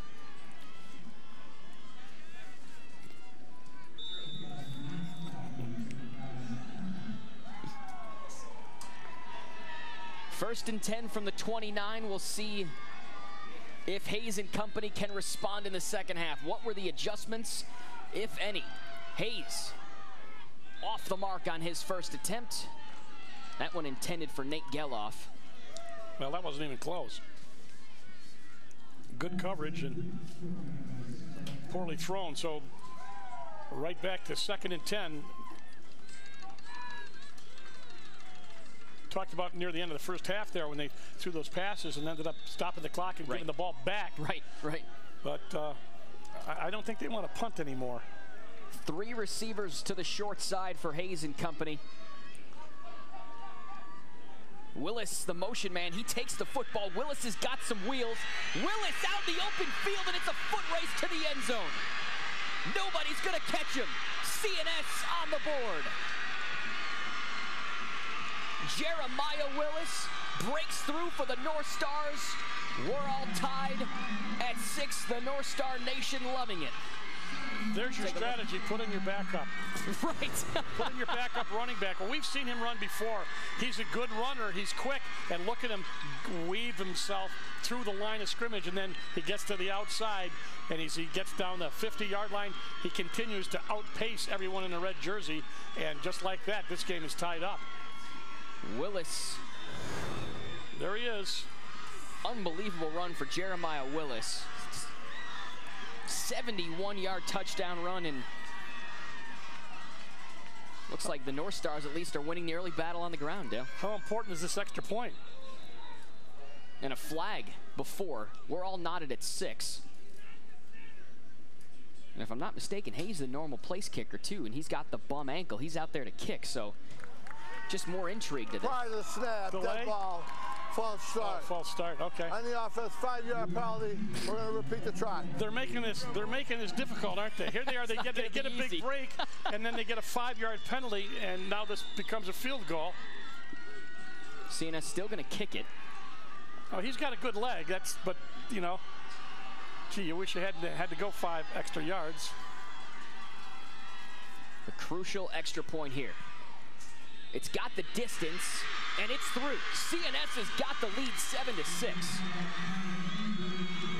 Well, we talked about maybe getting the running game going. Right. We talked about it a few times. Yeah. Taking a look at the replay, and boy, as soon as Willis gets the ball, he just turns it upfield. He got nice blocking on the corner, and then just starts to turn it on, get it into 5th gear there.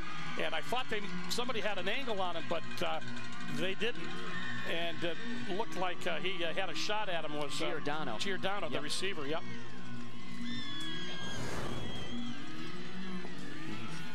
Take a look at the whiteboard there, and CNS is all sorts of hyped up. That's the type of play that can really break it open for the CNS offense. Well, you know, as we talked about, you know, running game.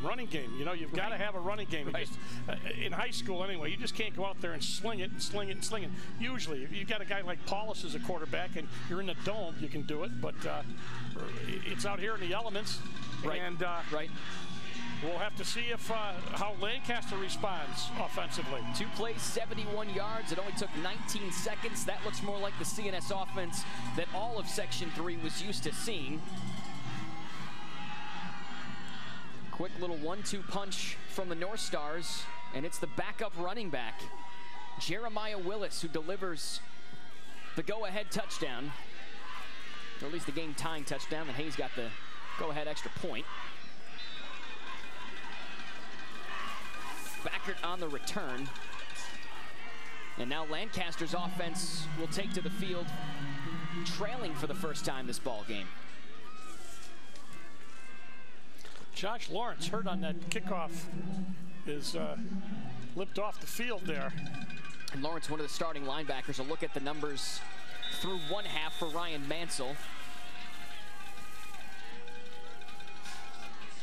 Efficient numbers for Mansell thus far, and we'll have to keep an eye on Lawrence on the far sideline.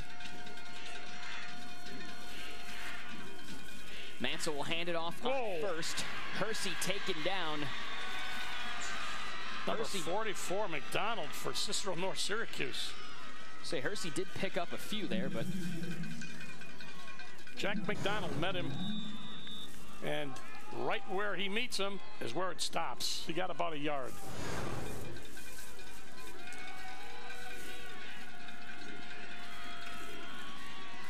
McDonald, the junior, 5'11", 180 pounds. Showing some power on that last play. Mansell to throw on 2nd and 10. That pass will fall incomplete, looking for Martin, and Martin got hit as he went up for the football. That was Geloff again. Yeah, Geloff again. Look how 6'4", look how big he is as he walks back. You see, but the thing is, they're doing that quick out pass, hoping that maybe somebody can get some yardage down the sideline, but that was incomplete, so it's 3rd and 9. Martin going to stay in there and tough it out. Mansell trying to get the play in. He's got plenty of time, 15 seconds remaining on the play clock.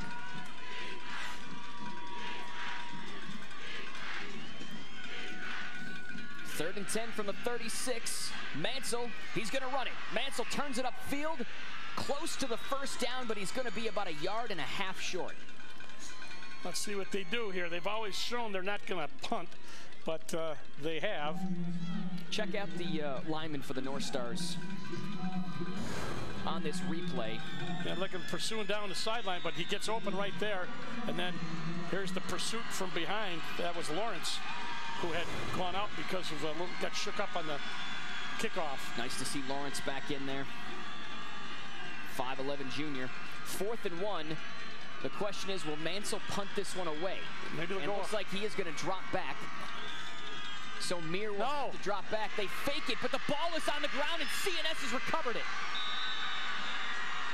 Peyton Watts on the recovery for CNS. And another big special teams play. Turnover. Yeah, those things. Those can change it with a close game. And we've had a special teams play. We've had a fumble. And those things are both very telling. So that is CNS's ball. There's been 2 really big special teams. Obviously, the first kickoff to open the game, and then this one right here. As Hersey couldn't handle it. Yeah, it was a fake, and it just. So CNS with their best field position all game. And they go right back to Eric Pride, number 17 in white, and Pride gets a few yards. Of course, guess who makes the tackle there? Andreessen.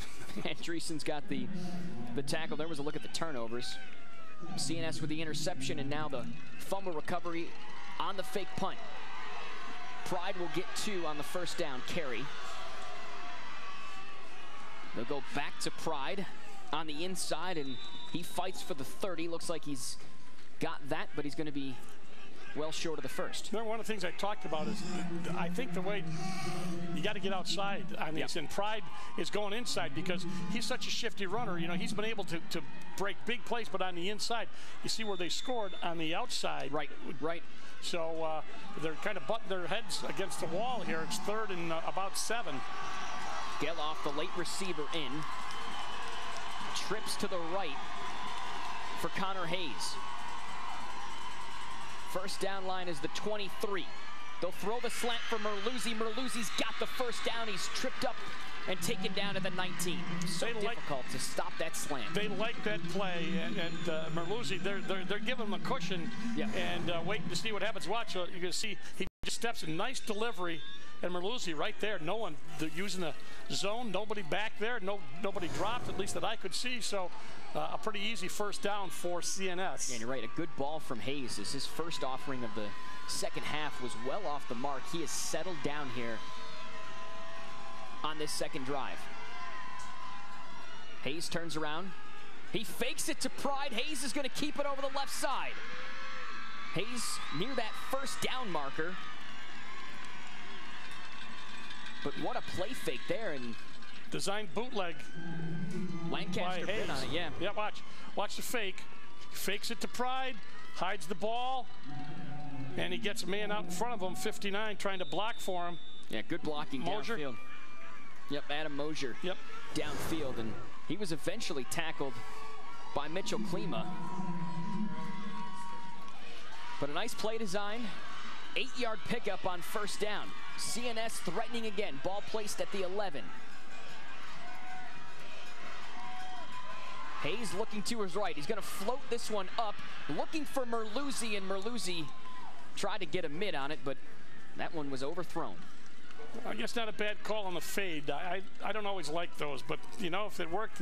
But now they've got to get a first down here. Sure. So they've got what, about 2 yards to go. So they had, I don't want to say that down to waste. They had it down to try. Sure. And but that ball was out of bounds anyway. Take a shot. Now you've got 2 to try to pick up 2 yards. And they have a field goal kicker, right? Hayes, I believe, does the kicking. So. Loaded backfield for CNS. They'll turn around, hand it to Pride. Pride gets to the outside, and Pride will score. Eric Pride, 11 yards. The run game working for CNS. They've scored on back-to-back possessions. His best run of the day, obviously. It has been, you're right. Well, watch him get people out in front of him. Got some nice blocking, and he cuts off that block and then wends his way into the end zone. Well, as you noted earlier, Dale, he's got to get to the outside. That time he gets outside the left tackle. Yeah. And they find the end zone. And they had Kyle Cody, the linebacker / fullback. They're still talking here? Looks like there is a flag, so I guess we'll have to hold up on the touchdown. They've got it marked on the board, so. We have a touchdown. Dead ball foul, unsportsmanlike conduct on number 70, White. We'll do it on the kickoff. Too much on the celebration. I'm sure Dave Klein wants an explanation.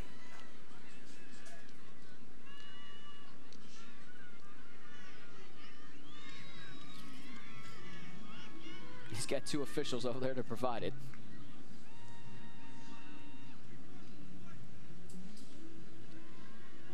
And he knows how critical those kickoffs have been. The special teams really have been so crucial today. Yeah, now you're going to be. You'd give Backert a few extra yards to try to return this, and I think I just saw him under 15. So he's trying to figure out exactly how many it's going to be and why they were penalized in the first place.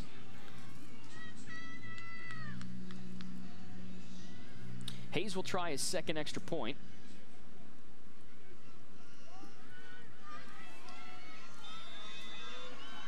Merluzzi to hold.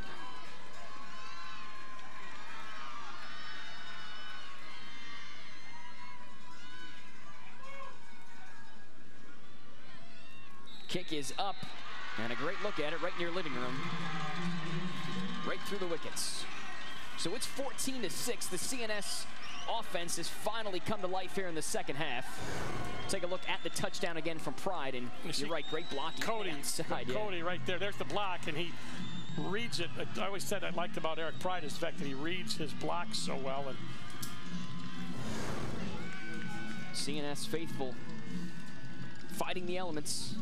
The rain has ceased, which is nice, but it's certainly cold out there. Look at the kickoff from like a 25-yard line, right? Is that? Yeah, 15 yards was at the 40, so yeah.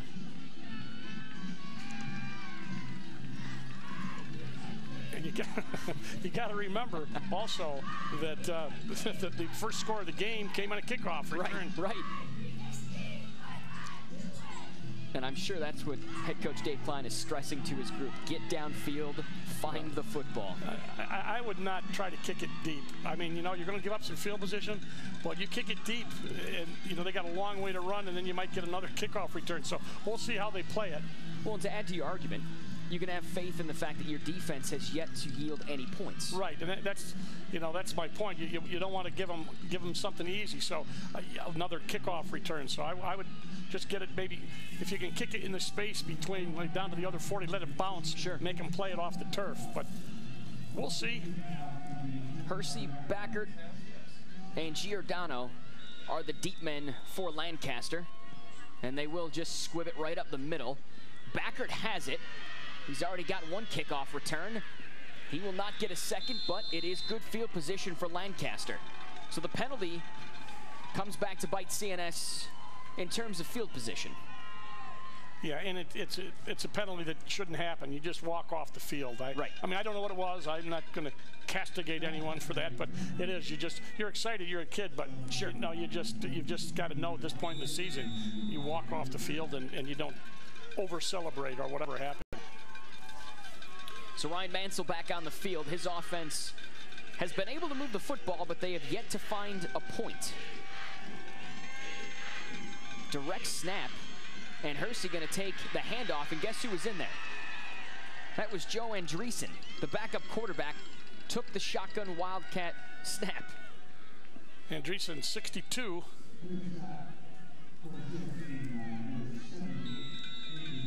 And it looks like Andreessen will stay in as that backup QB. So the right tackle moving to quarterback, and the right tackle going to keep the ball. Andreessen out and running, he drags defenders down to the 43.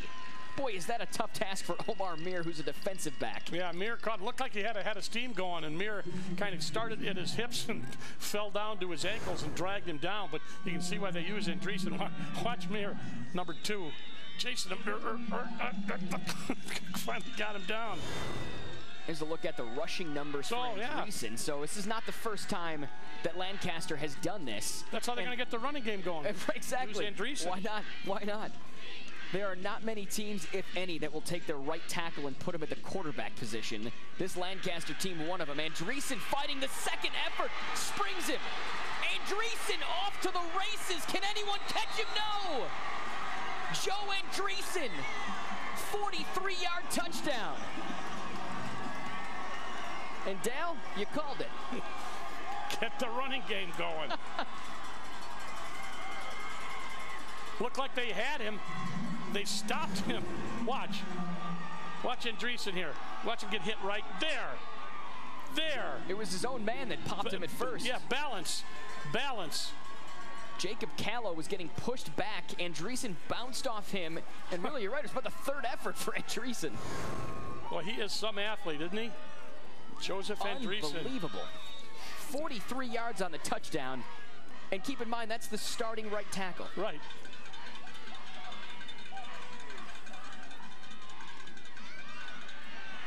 Lancaster going to go for 2. Mansell back in there, and that one gets intercepted, but a flag down.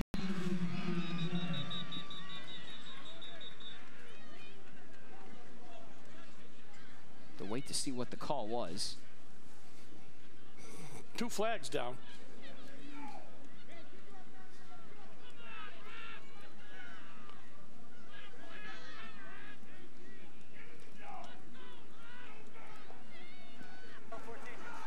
Holding on the defense. Half the distance to the goal. They get another try.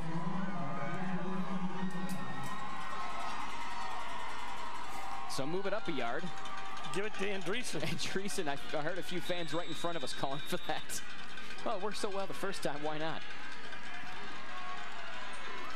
Andreessen in that Wildcat formation, he leaps for it. And I'm not sure he got there. Looks like he will be stopped short of the marker. Never leave your feet. His power, he's got power. Take a look at the touchdown from Andreessen and really watch him.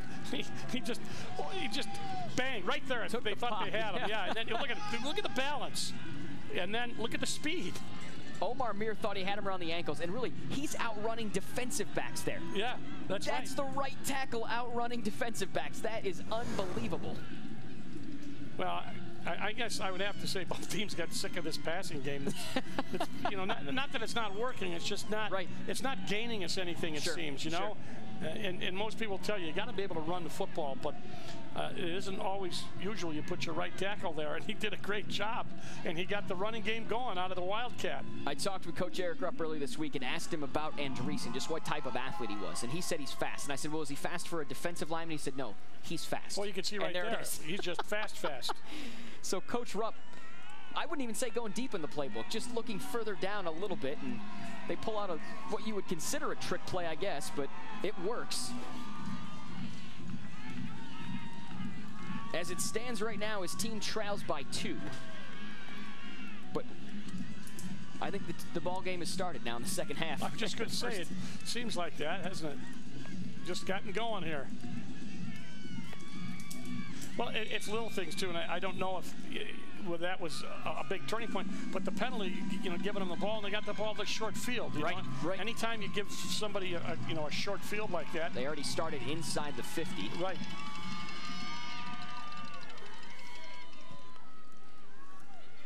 Lancaster content to squib this one short.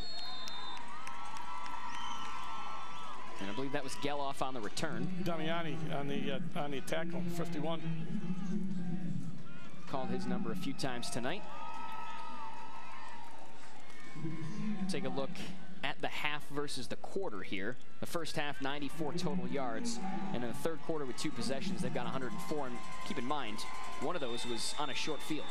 Now, don't forget what I've talked about, consistency. Let's see if they have a consistent running game.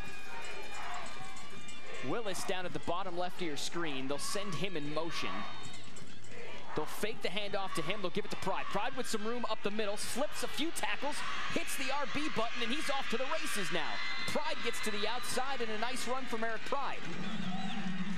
So you see how shifty he is there, and just how elusive he is right in the middle of the field. Yep.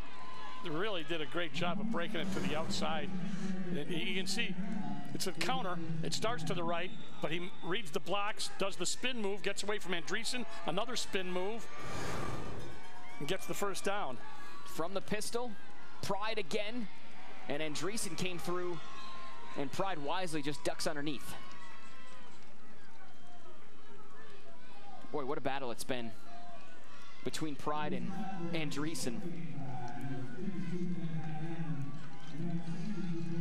Going without a huddle, just see if we can keep the pressure on, says CNS. Ball placed at the 45 of Lancaster. The pitch to Pride. And Pride will pick up a few. And that's a good example right there, just of the patience of Eric Pride, trying to let the blockers set up the block, really. And you know what? Get what you can. He didn't try to dance because you've got to get as much as you can. Sure. You see the blocking, pretty good blocking. See, he's always looking to make that break, but the good pursuit by Lancaster's linebackers. John Rogowski made the tackle.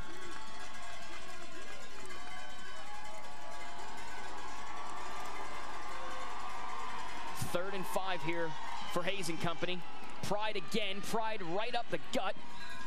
And Pride going to be close to that first down marker. Looks like he'll be maybe a yard short.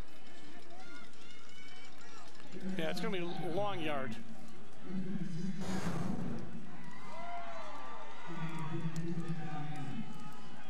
Good block up front initially, but Lancaster able to recover. And once again, Damiani had him right around the waist. So 4th and 1 from the 38. A long 3 yards here. There's a look at the 4th down conversions. Pride 0 for 2 up to this point, and Pride's going to give him a first. So a big 4th down conversion there, first of the game. He is the Andreessen counterpoint. He weighs 155 pounds. Right. And he's shifty and he's strong and he always finishes the runs, but he is not a big guy. Take a look from behind. You see how quickly he slips and then read that I got some room inside. He knew exactly how far he had to get, made the right cut to get the yardage. Backert came over and stopped him. So it's a fresh set for Connor Hayes and company. Hayes looking to his left. He's looking deep for Merluzzi, and that one's intercepted. It's out of bounds. He did not come down with it. Backert made the catch, but they're out of bounds. Not get in bounds.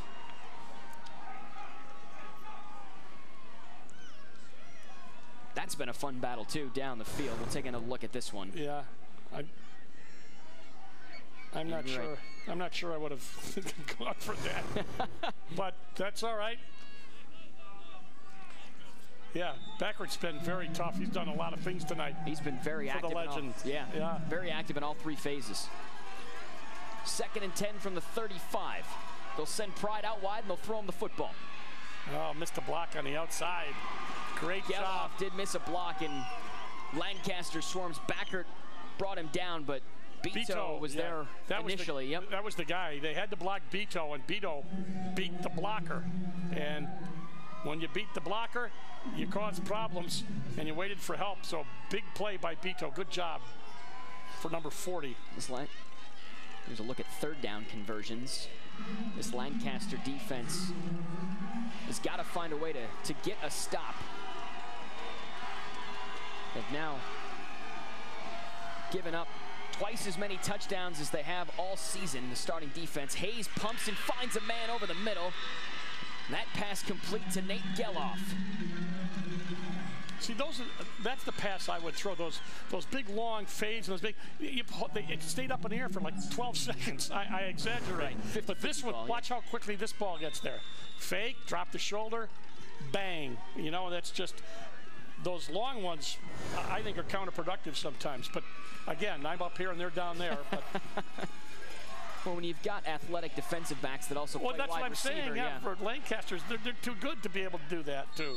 Pride tries the power move over the left side, but nothing doing, and guess who at the bottom of the pile? Joe Andreessen was one Lancaster player amongst 4 or 5 CNS players. Yeah. It just shows you not only the athleticism, but just the the vision to find Pride amongst all those CNS players. Tough guy, no doubt about it.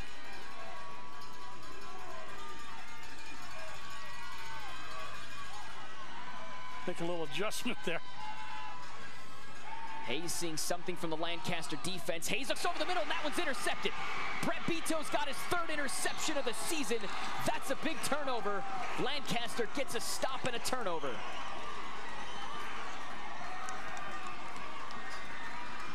Beto stepped right in front of that one. He jumped that, knew exactly where it was going to go. Watch this from ground level. Hayes looked right over the middle. Yeah, that was not well thrown. He followed Broadwater the entire time. Beto just reading the eyes. That's his 1st of the day. His big play for Beto.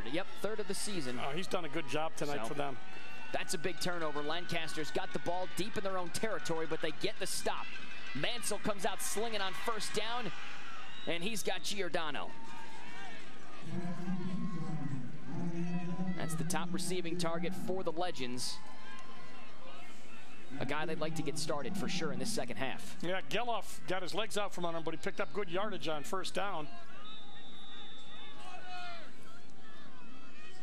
So after using Joe Andreessen as the spot quarterback, they brought Mansell back in, and look who's in the shotgun formation once again. What do you think he's going to throw it? And Andreessen's making some adjustments behind the line. What can't this young man do? Andreessen going to keep it over the right side. Sheds a few tacklers, and Joe Andreessen is free. Tyler Days can stop him. Will he get to him? Yes. Days stops him with the big club on his left hand, but Andreessen with a huge pickup yet again. Dale, how do you stop this young man? Well, you can't. I mean, you can't just. You got to honor, because watch, he does a fake. All right, so you're not sure he's not going to carry the ball, but you got to get a lot of people on him, and you can't arm tackle him. I'll tell you that. Look at the speed on him. He's some football player. And credit to Tyler Days, who's got the club on his left hand, just tries to get the body in front of him and slow him down, and he does. Andreessen going to get a breather, and that is well deserved. He gets his team out of the hole. Mansell will come back in, but really that play or that series started at the 15. They're already into CNS territory. Cody makes the stop on the far side as Lancaster went back to the ground. Cody back there, the linebacker, trying to, he'd like some help on how you stop Andreessen. Well, how many of these offensive linemen are looking at Andreessen at envy right now? Yeah, right. The speed he's got, and he gets going fast quickly, too. He does. He does. Andreessen's 6'1", 225 pounds, so keep that in mind next time he's in shotgun in that Wildcat formation. Pass by Mansell out to the far side. That one complete to Backert.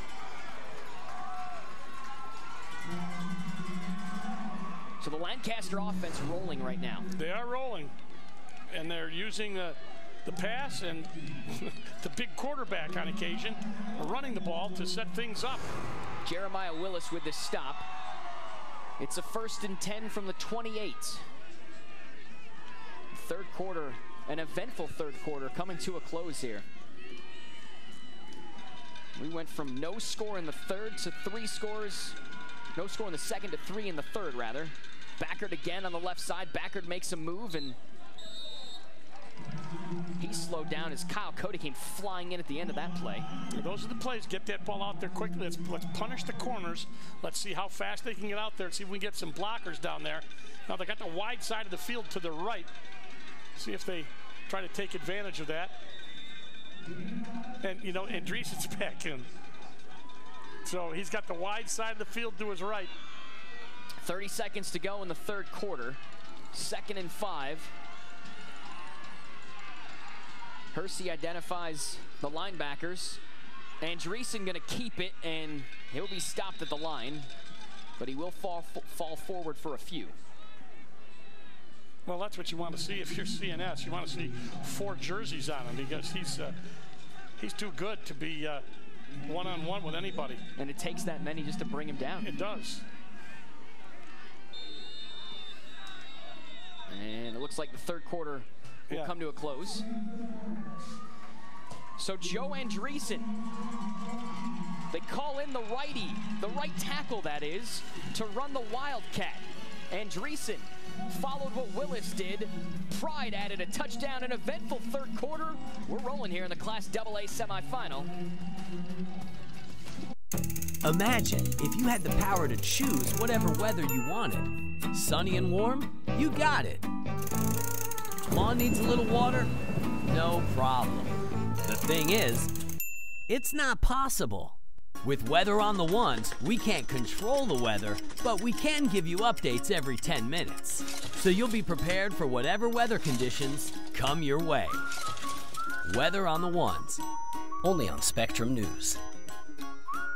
No matter how perfect the weather may be, that can change in the blink of an eye. That's why Spectrum News has weather every 10 minutes. When you need the weather, we have the weather. Spectrum News, your 24-hour local news channel, has weather every 10 minutes on the ones. 1 after, 11 after, 21 after. You get it. Your next local forecast is just a few minutes away.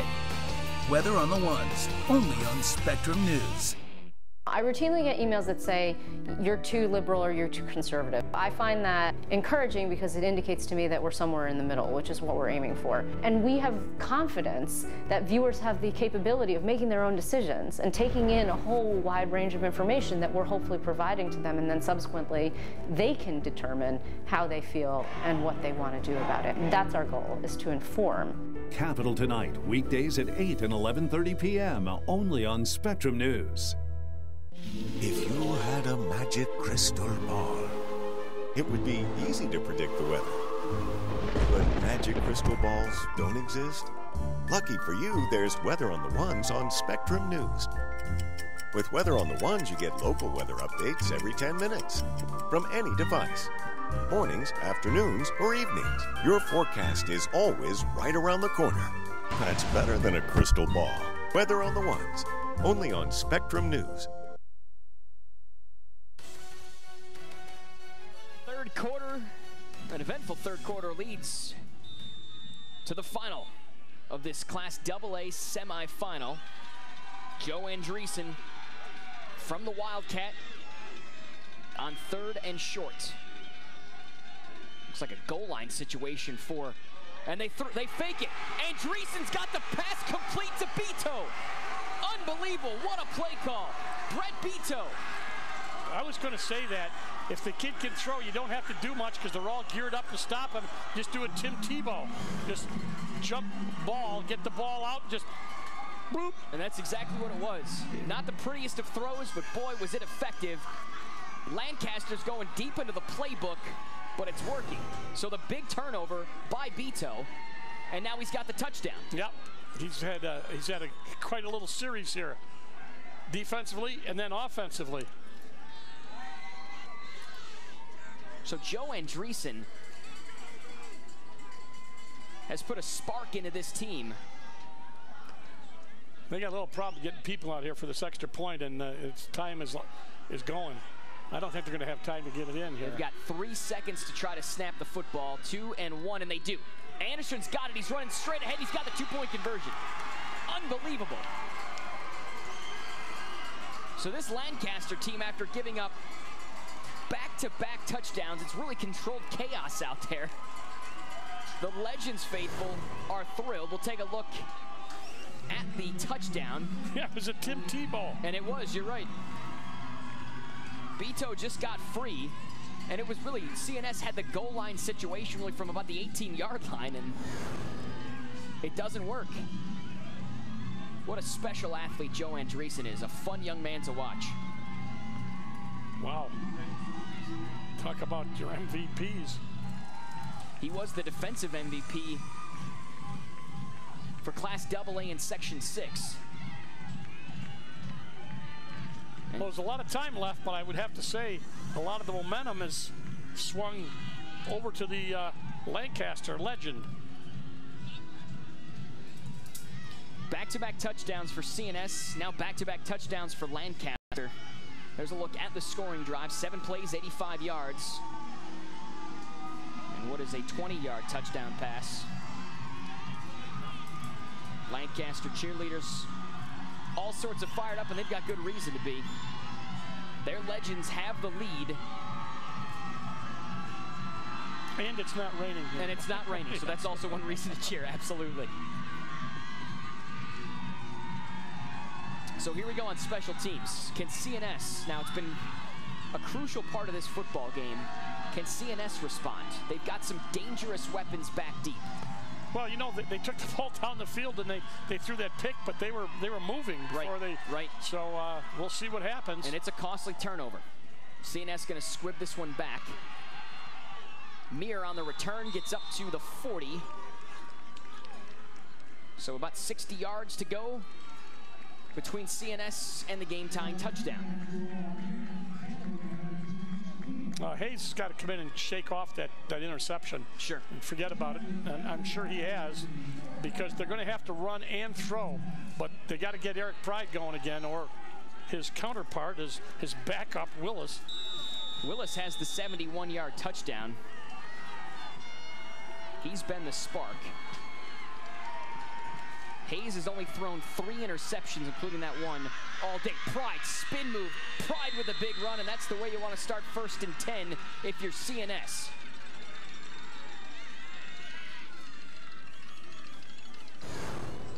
Take a look at the run. Get good blocking. And if he finds a crease, look at it, he does that spin move. Got about 6 more yards on the spin. Eric Pride starting to get going in this second half. It's just what the North Stars need. They'll go back to Pride. Not this time. And Pride driven back, and guess what? It's Andreessen that meets him. Damiani and Andreessen. They've been a nice 1-2 punch defensively.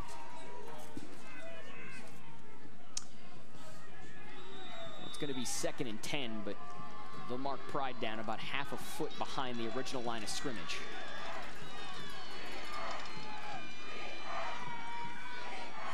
They fake the handoff, the pass over to Broadwater, and Broadwater trying to find some space. He is a quick receiver once he's got the football in his hands, but nowhere to go on that short side. Yeah, that's when you throw to that short side. That's one of the drawbacks. But Broadwater made the catch, but didn't get enough. Fake to Pride. Broadwater looked the ball into his hands, but good pursuit of that Lancaster defense. It's 3-on-2 over there, and Merluzzi doing all he can. Pride trying to bounce to the outside. Pride does, but then he's dropped. Andreessen able to catch up to him. Pride's going to get a few, and it looks like he'll be close to that 1st down marker, but it should bring up 4th and short. That was not a touchdown saving tackle, but a 1st down saving tackle by Andreessen, because they're marking the ball. Let's see where they mark it. They've got it close to the 1st down, but I do believe it's short, so they may bring... Oh, it's short. Nope, they're not going to bring the sticks out. They will mark it as 4th, and Andreessen gets that 1st down saving tackle. Yeah, that was so. Here's a big fourth down. Yes, the big fourth down play for CNS. Now trailing in this game. Pride, the carry over the left side. Pride's got enough for a first.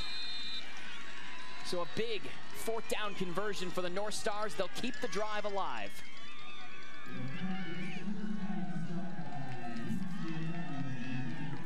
Pride needed about a half a foot. He gets 4 yards on the run. And it's good blocking up front.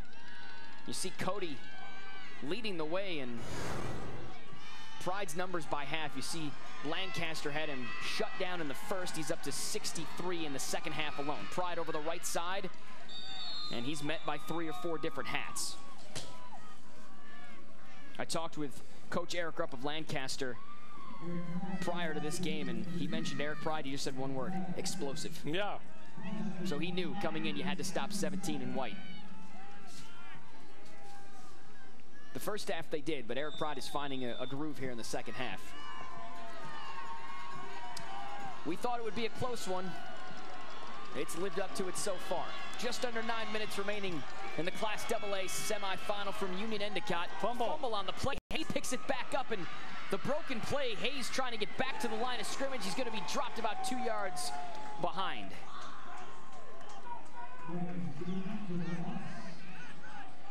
Hayes comes up limping. Was that a penalty? There's a flag down. Sideline warning. It's their first one. Okay, sideline warning.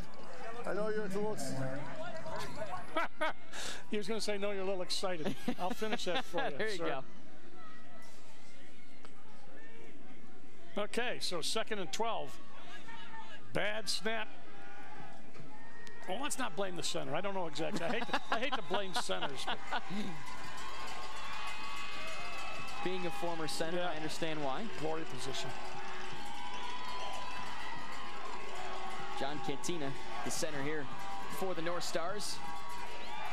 And really, it's a tricky offense because sometimes Hayes is in the shotgun. Pride's going to throw it. The halfback pass goes deep. Nobody home as Merluzzi gave up on the route, and Backert tried to track that one down. So some miscommunication here for CNS as they try the trick play on 3rd and 12. That wasn't even close to being. That was. I could see what they were going to do when they got it, but he threw it. I didn't see anybody down there to receive it. Lucas Merluzzi was the intended target, I believe, but he gave up on the route. Well, so here we go. An even bigger fourth down play for CNS. Yes. We thought 4th and 1 was big. How about 4th and 12? They're looking for the 18-yard line. Hayes, 5 receivers. Hayes going to be flush from the pocket. He picks up a block. Hayes going to let it fly, but it hits the turf and falls incomplete.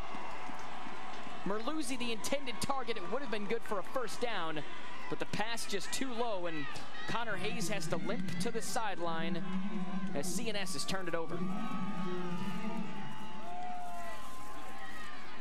Yeah, he struggled throwing the ball here. I don't know if he's unable to plant, but this is now he's running. This is a difficult throw, but that's obviously. Not only was he running to his right, he had limping to his right. He had to throw back to his left across his body, and that. So the Lancaster defense holds serve. They get the stop and force the turnover. Andreessen back in at quarterback. And to this point, really, they've had no answer for Joe Andreessen. Andreessen trying to bounce to the outside. He does. Andreessen gets away from one tackler, catches a block downfield, and gets taken down at the 50. So a 20-yard run for Joe Andreessen. If I were recruiting somebody, if I needed a fullback, I might look at Andreessen with the number 62. Andreessen slips the shoestring tackle and makes the cut to the outside. So he's not just the north-south runner. He's versatile. He is something else.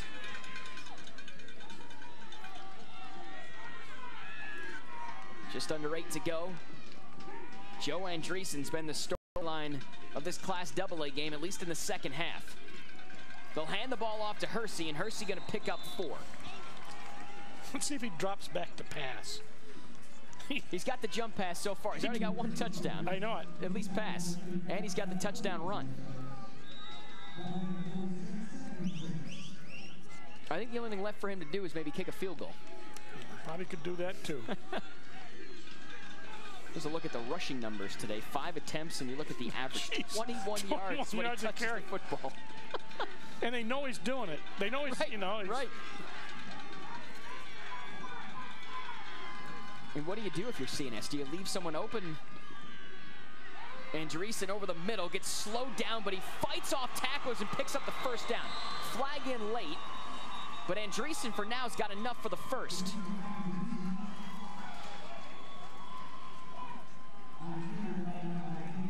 It's against CNS. Nothing going right for CNS right now.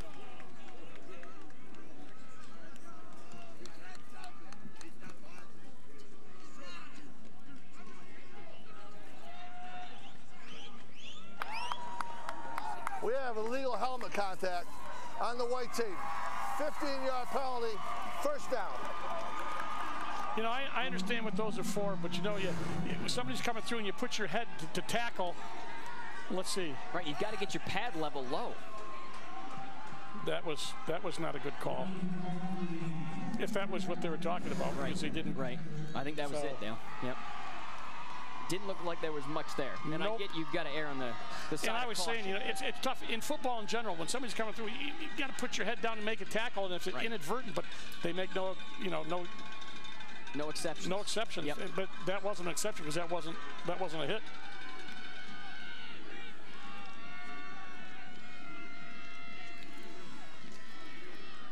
Just under 7 minutes to go. It's a fresh set and a few extra yards for the Legends. Joe Andreessen, the starting right tackle, also the backup quarterback, hands it off to Andrew Hersey, and Hersey gets stopped after a gain of about 3. Hersey, mind you, has over 1,000 yards coming into the game. He's almost 1,200 yards in the season, and he's got 6 games of 100 plus. And one of the things he did, he stayed in bounds too, keep the clock moving, because if CNS holds and gets the ball back, which I want to do is give him back with not much time left. Coach Rupp describes Andrew Hersey, says he's built like Maurice Jones-Drew. So if he's built like MJD, who's Joe Andreessen built like? He's a bull. The man's a bull. 2nd and 7, ball at the 21. Andreessen in the gun, CNS blitzing, Andreessen goes around the right side. 2 CNS defenders there, Andreessen dives forward.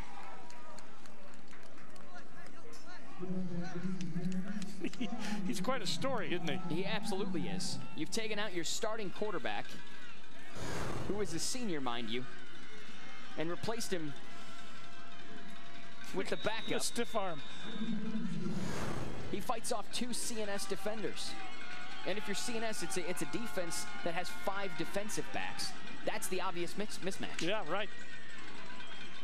You're asking 175 pounds to try to tackle 225 pounds. And even with the weight, he's so forward-leaning. Right. He got so much power. Down to 2 seconds, and Lancaster's going to have to burn a timeout. Coach Rupp on the sideline, not happy about that. So he stops the clock with 5:51 remaining. How crucial is this defensive stand if you're CNS trailing 6 now? Yeah, that is. That's it. This is the ball game. They got to stop them here because they can't come back from 2 scores. I mean, right now it's a 1-score game, but if it's 26, then you get 2 scores. That's not enough time. Well, we heard at halftime from some Lancaster fans that said if we can get another score, 6-0, they feel like the ball game's over. Right. And why wouldn't you with this defense? Right. But I didn't think when I said that they got to get the ground game going that they would be using Andreessen, but it certainly has worked. I can confidently say I've never seen a right tackle come in at spot duty. Yeah, I know. It's and start playing quarterback. There's a look at total offense, and really it's been as even as it gets. CNS well below their average. Well, you know, you get into these games, you're playing, you know, you're not playing your everyday teams. I'm not either one of these teams. You look, oh, we did all these yards and stuff during our regular league games, but you're not playing those. You're playing the best in the state. Big third down play. Andreessen over the right side has got a first down. So while Coach Rupp didn't want the timeout, it benefits his team as they pick up a first down. Ball going to be placed, I believe, at the 11, maybe the 12 now. If they make it to the Dome, he's worth the price of admission. He absolutely is. And it doesn't matter which side of the football you like, if it's offense or defense. Right, absolutely. He does it on both sides.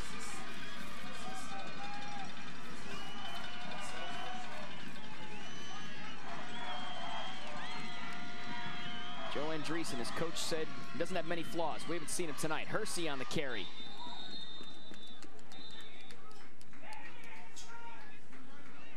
And Hersey's not an easy guy to bring down either. No. Hersey listed at 5'6", 165 pounds, and they maybe selling him a few pounds short. Well, there's the little handoff, and then look at sliding to the outside, sliding, and then picked up what he needed. And the counter works because they got a procedure call. 5-yard penalty. Repeat third down. Repeat. First down.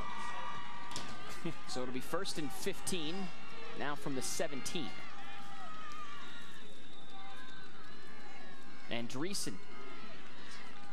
remains in the ball game as this Wildcat QB. This has been the change for this Lancaster offense. They really started to find success when Andreessen came in and started running the football. Andreessen diving towards the end zone, but he's going to be 2 yards short.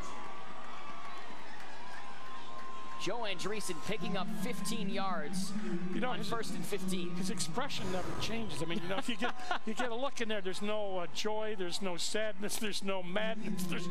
He just keeps going right on, and you know, it's like they used to call it a lunch pail. You know, bring it up, go to work, do your job, go home. He's not worried about what just happened. He's just worried about the next play. That's right. Under 5 to go. It's now 1st and goal from the 2. Why even hand it off?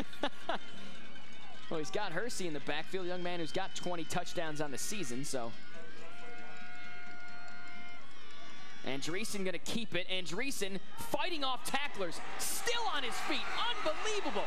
Joe Andreessen refusing to give up on the play, and he extends the lead. It's 26-14.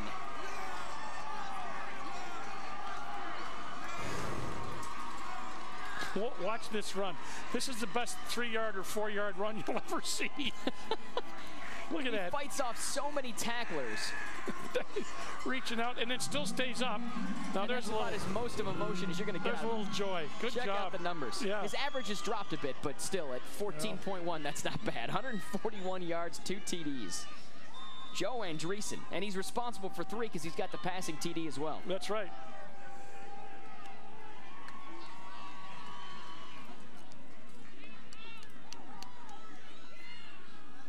They'll go for 2, and they've got it. That pass is complete. Benjamin Mazer. Mazer's got the extra 2. Lancaster has doubled up CNS. Well, that's an important one there. I mean, it's still a 2-score game, but puts the pressure on them. If they want to win, they got to get the 2 extra points. But that may be a moot point, but this is not no coverage at all. There's this is the touchdown run. Watch this. I love this. Just barrels over defensive linemen and drags DBs into the end zone. Excuse me, I've got to get in the end zone. You're in my way. I mean, he went toe-to-toe with Andrew Delore, who is 6'2", 285. In that case, Andreessen's given up 60 pounds. But you just see the power from Andreessen. Well, and you've got to hit him exactly the right way. You've got to get down on his legs. You got to get a shoulder into him. Sure. If you're trying to get one arm on him, or if you don't get a good solid base and hit him, obviously he does not go down. And I think you just need some help. No, you need a lot of help. You hold him and yell, "Where's the posse?" Right. Backup is what you're yelling. Yeah. Joe Andreessen plays all 3 phases, and he has an impact in all 3. It would not surprise me to see him run down and make the tackle here. I'd like to see if anyone, the colleges are looking at Andreessen. I would have to imagine that's the case. Yeah. I will admit, I had heard of him when we got this game to do, but I certainly am of a fan now, I guess you could say. Well, as you mentioned, what's not to like about the way he goes about his business here? Yeah, that's, it's an exciting young man to watch. And he is certainly put his staple on this game. 3 straight scores now. Yep. For Lancaster, and that was the case. It's 2 straight for CNS. They had all the momentum, and all of a sudden here comes big number 62 into the ball game, and he completely changes the dynamic. So CNS on the return.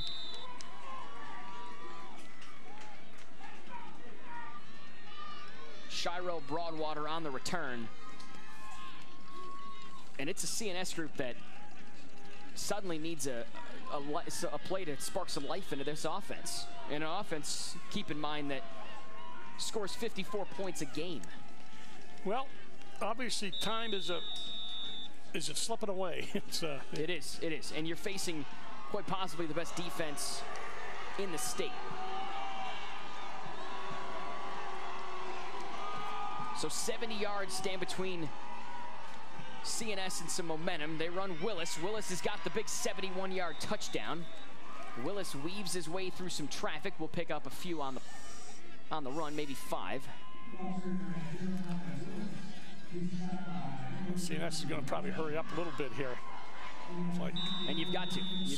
Sand through the hourglass. Right. Right. Time is slipping away here. Under 4 pretty soon. 5 receivers set now for Connor Hayes. At the 4-minute mark remaining in the ball game. Hayes flushed from the pocket looking, and that one got tipped. Brett Beto has played spectacular in that outside linebacker. He has done a great job. Drops into his zone and then reads where the ball is going and comes up fast. Good reaction. Got a hand on it. Looking for Cicero Broadwater. And Broadwater is a speedster. If they can get him the ball in some space, he'll make you pay.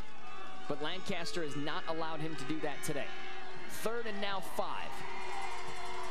Once again, CNS going with 5 receivers. Hayes moving to his right, throws over the middle. That's Merluzzi. Merluzzi makes one man miss, and now he's free. Merluzzi trying to get to the outside, and he'll be tackled from behind by John Rogowski. Rogowski coming from that defensive tackle position to make the stop, but Merluzzi's got a 1st down, and that's a big play for CNS. That stops the clock momentarily there while they set the chains, so he didn't get out of bounds, but he did the next best thing. He got the 1st down, and that stopped the clock. Still an empty backfield for Hayes. Hayes now looking to his left, over the middle. He's got Nate Geloff. Geloff makes the man miss. It's a foot race to the end zone. Nobody's going to catch Nate Geloff. 45 yards, and CNS is back in business. Great play call. And we talked about the time. Didn't take that much. Did not indeed. Probably about a minute. Geloff open right in the middle. And good protection. Right in the middle. Yep. Makes linebacker miss. Yeah, linebacker was dropping back Damiani, but he couldn't get a wrist or an arm or anything on him, and that's that. Geloff with some speed. You've got to add the extra point here to keep it to 7. Either way, it's a 1-possession game. Kick is up and good. So 28-21, CNS now just 7 points away. They have not given up. I give them a lot of credit. You know, after you get a dose of that Andreessen, you say, well, you know, he's really beating us up here a little bit. Now they gave him good protection, and Geloff right over the middle. Linebacker didn't drop deep enough, and Geloff, who's played a heck of a game defensively, also scores a big touchdown, and now we'll see if we get an onside kick. I would imagine you have to, the way Andreessen's run the ball. I would agree with you. You're going to have to try something. I actually like the ones that get popped up in the air, you know, right. Instead of doing it along the ground, because I don't know. They seem to be a little easier, but what do I know? Again, it's difficult to do, though. Yes, it is. The NFL, they have problems doing it sometimes. So they do. Ask a high school kid to do it. 59-second drive. That's what they needed. Pretty close on the minute there. And yeah, it goes 70 yards. They get the touchdown. And now it's up to James Waterbury to try this onside kick for CNS. Waterbury kicks it straight ahead. It takes a bounce, but Lancaster has recovered it. And look who it is. You can't make this stuff up. It's Joe Andreessen. And then, on the hands team. First guy on the ball, and then the next two guys jump on you to make sure that nobody rips the ball out. Right, so well done on the onside kick. Andreessen's got the extra square there. I wonder if one point he had carried the football and somebody tried to drag the numbers off. Yeah. It wouldn't surprise me if there were two guys just hanging on for dear life behind him. CNS has all their timeouts and 3.5 minutes to pull this off. You've got to try to stop 62. He's the guy that is likely to carry the football. If not, it's been 34. Andreessen to carry this time. He's trying to get to the outside, and CNS meets him. So Andreessen just back to the original line of scrimmage, and Peyton Watts is fired up. CNS with some life here. Kyle Cody got him down low, got the shoulder on him, and when you take the legs out, the big guy fell down. And Cody, a big fella himself. Yep. 235 pounds, 6'2", and he's another one that's very strong up front. He can be a disruptive force in a typical situation, but then again, when you're facing a guy like Joe Andreessen, it's not a typical situation. No, and they're taking as much time as they can off the clock. Let's see when they snap it, or they may call a timeout. 3 seconds on the play clock, 2, and now 1. Yeah, they call a timeout. No, they're going to call a timeout. Yeah. Coach Rupp wants time. So that's Lancaster's second timeout with 2:44 to go. He figures they don't need anything on offense. Let's just run as much as we can off the clock. We'll take a timeout, talk to everybody, and we'll see if we can't get this first down. Well, if there's a coach in all of New York State that can trust his defense, it's Eric Rupp. Yeah. On the far sideline for CNS, they've got to come up with a stop. I give them a lot of credit coming back there after that battering they took from Andreessen and all that momentum, and then they just came right back and in 59 seconds scored a touchdown with Geloff on the reception from Hayes, and they had some other passes to set it up, so they looked very good there. And really the game flipped at that interception. Yeah. At the CNS interception, Beto got the pick, and from there Andreessen runs the 43-yard touchdown. It was the first of 3 straight scores for Lancaster, and CNS simply had no answer. It was a 28-14 ball game. CNS gets the ball back with about 4.5 on the clock, and they get the 45-yard pass touchdown to Nate Geloff. So that's where we stand, is 28-21. But the story of the ball game has been 62 in red. 2nd and 10, ball at the 42. The handoff is to Hersey, and Hersey squirts ahead for a few. He's up to the 45. And now do we have a timeout, CNS?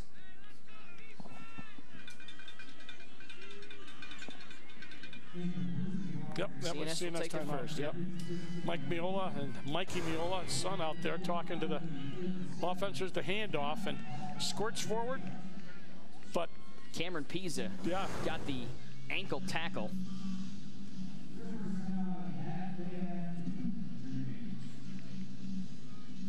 It's been a nice weekend here at Union Endicott. Nice, it has been. Nice stadium. Certainly they can't do anything about the weather, but it's a nice facility. They did a great job of organizing everything. So congratulations to them.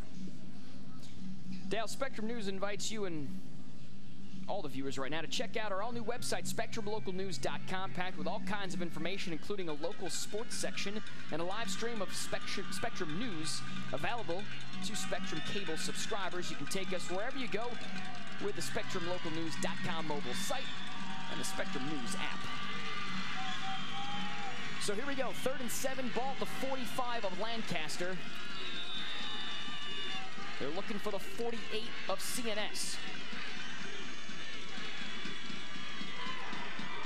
No, he wasn't off. They want it, but they didn't get it.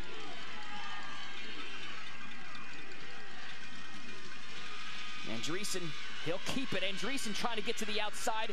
Andreessen refusing to go down. Fights for the yardage. He's going to be near midfield, but still short. So now here's the decision time. CNS takes their second timeout. Take another look at this run. He looks a little tired now, I have to say that. Well, he's been taking a battering too with him. Yeah, there's one guy, and then the second guy, and the third, and the fourth, and here comes the fifth, and that's what you need to stop Andreessen. But now they do have a big decision to make. It's 4th and about 2. And I think Josh Lawrence was the first to Andreessen and really just try to grab him by the arm and slow him down. That's all you can hope to do. But now CNS has got some thinking to do here. They've got... Well, this is essentially the ball game. 4th and 3. There's some Lancaster fans obviously very nervous. Yeah. Are they keeping their hands warm or praying? Yeah, maybe a little probably both. a little of both. Yeah. Well, they know this is a big play because it only took CNS 59 seconds to score the last time. Yep. So let's see if they punt. They always line up like they're not going to punt, but oftentimes they have. They did try a fake that did not work. Ryan Mansell is back into the game. So it looks like they will punt. CNS going to have to send someone back. Mir, a little late to react, but he is going to get back in time. So Mansell into the ball game for the first time in a while. They have tried to fake it once before. High snap corralled by Mansell. Mansell gets the kick away, end over end. Going to be fielded back at the 25. And they'll say Mir touched his knee down, yeah. Omar Mir not very happy about that.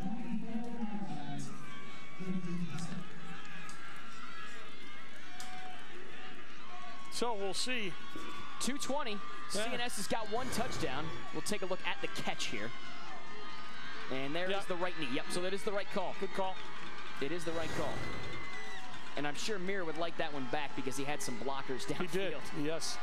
So here it is, CNS, the 6th ranked team in the state, the top in Section 3, in their first ever state tournament, trailing by 8. Connor Hayes rolling to his right, throws the pump. Now he's got a man downfield, and that one will go incomplete to Shirel Broadwater. That'll bring up 2nd and 10. Well, they got a lot of time. They got a lot of time. They got to get first downs. Like I did there. Don't throw the long bomb. You just got to get first downs. It's a good look at how far they got to go as we slowly zoom in from the end zone. It's quite the distance. 76 yards, if my math is correct this late on a Saturday. Hayes, flush from the pocket, and Hayes is going to be met. Hayes is going to go down.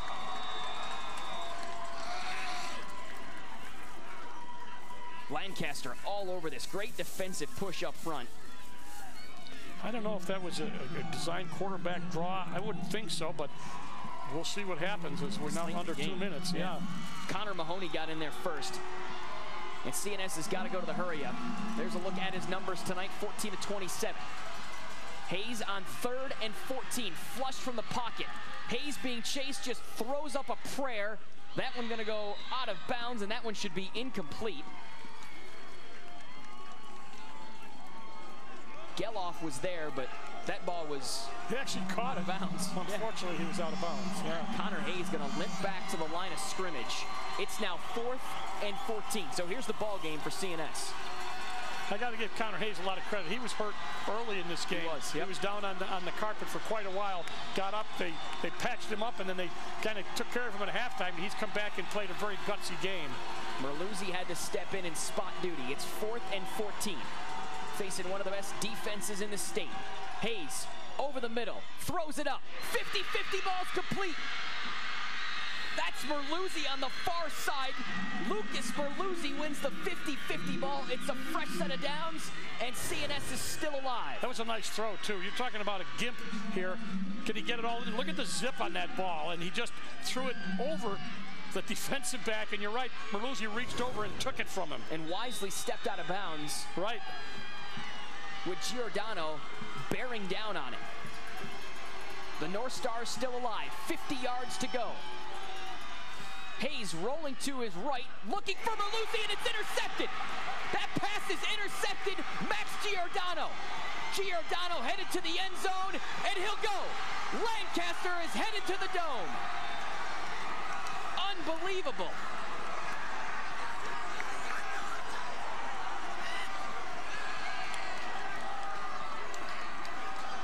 Well, they had CNS forced into a situation where they had to throw the ball.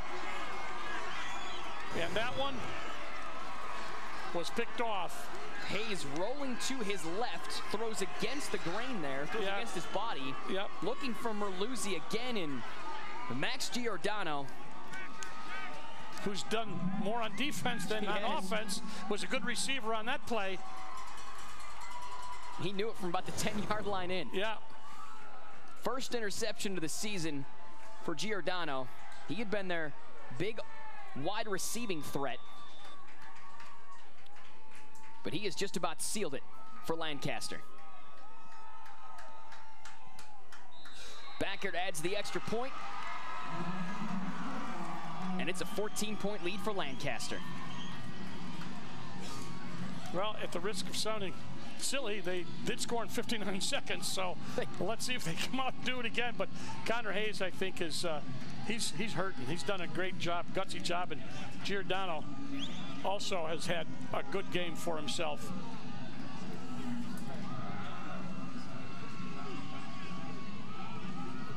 There's a look at Max Giordano. Seems to be the haircut in style out in Western New York. Well, it worked. His team 111 away from a trip to the Carrier Dome.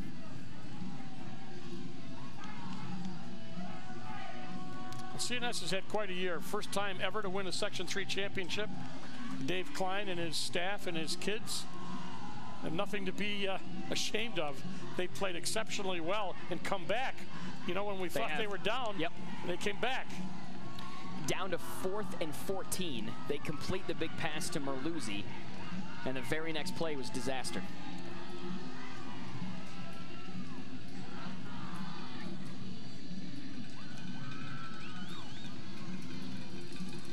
Dad, what do you think about Giordano scoring it instead of taking the knee? Stop at the 1 yard line. Running and then, the football out. Yeah, run the timeout, Oh, I don't know. You're going to tell a kid to do that? Right. Let me tell you, if I made a pick like that and I was running there, no, I'm not. All I'm thinking is end zone. I am not stopping. I am scoring, you know? Excellent thought by one of our crew member, though.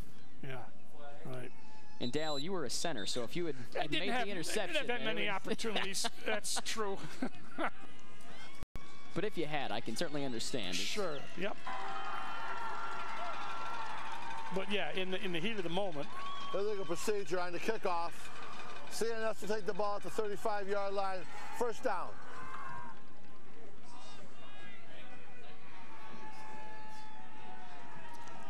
So CNS down 14. Only one timeout to work with. Connor Hayes, tough kid, man. He's a junior. He's played since he was in 8th grade. He was a JV quarterback.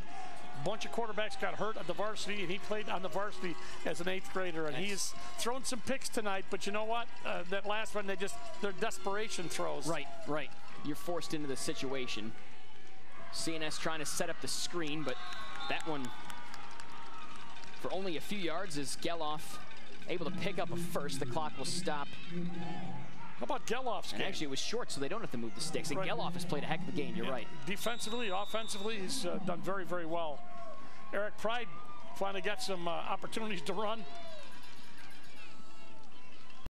Outside to Broadwater, and Broadwater fighting for... Gets out of bounds. The stick, he gets the stick and out of bounds. So it looks like a first down, and they'll stop the clock with 40 seconds.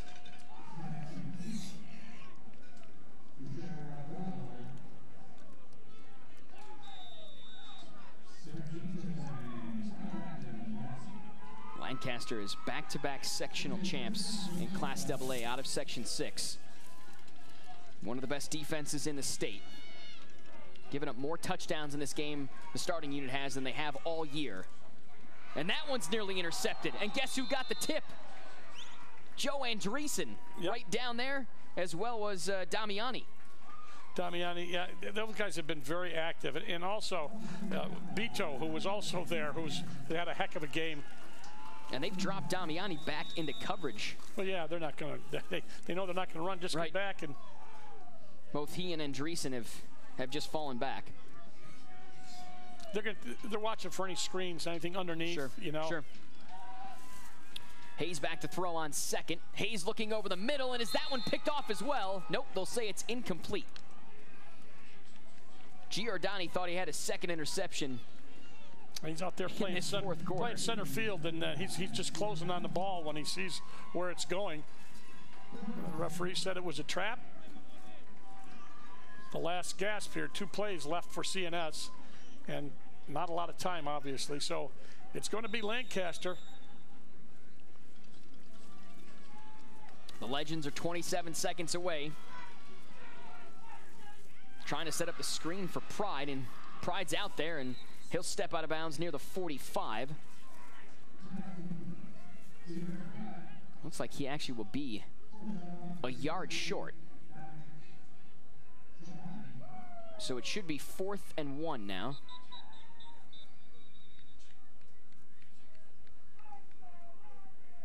"19 seconds is all that stands between the Lancaster Legends, Coach Eric Rupp, and a trip to the Carrier Dome. They are the 2nd-ranked team in the state. CNS down to 4th and 1. Quick pass, and that one's in and out of the hands. So it's a turnover on downs. Peyton Watts started moving the feet a little too early. Well, you know, that's understandable. He wanted to make something happen, but it's a little too late. And Coach Eric Rupp knows his team is headed to the Carrier Dome. It's a Lancaster staff littered with alumni from as far back as 1989 to as early as 2007. Well, there's 16 seconds left, so they've got to take a few knees.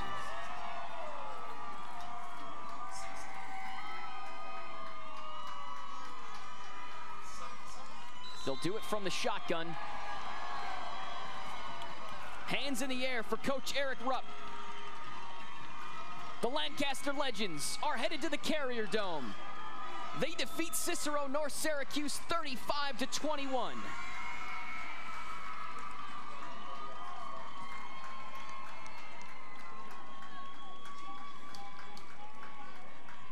First guy out there, Andreessen, was hugging guys from CNS. Pretty classy.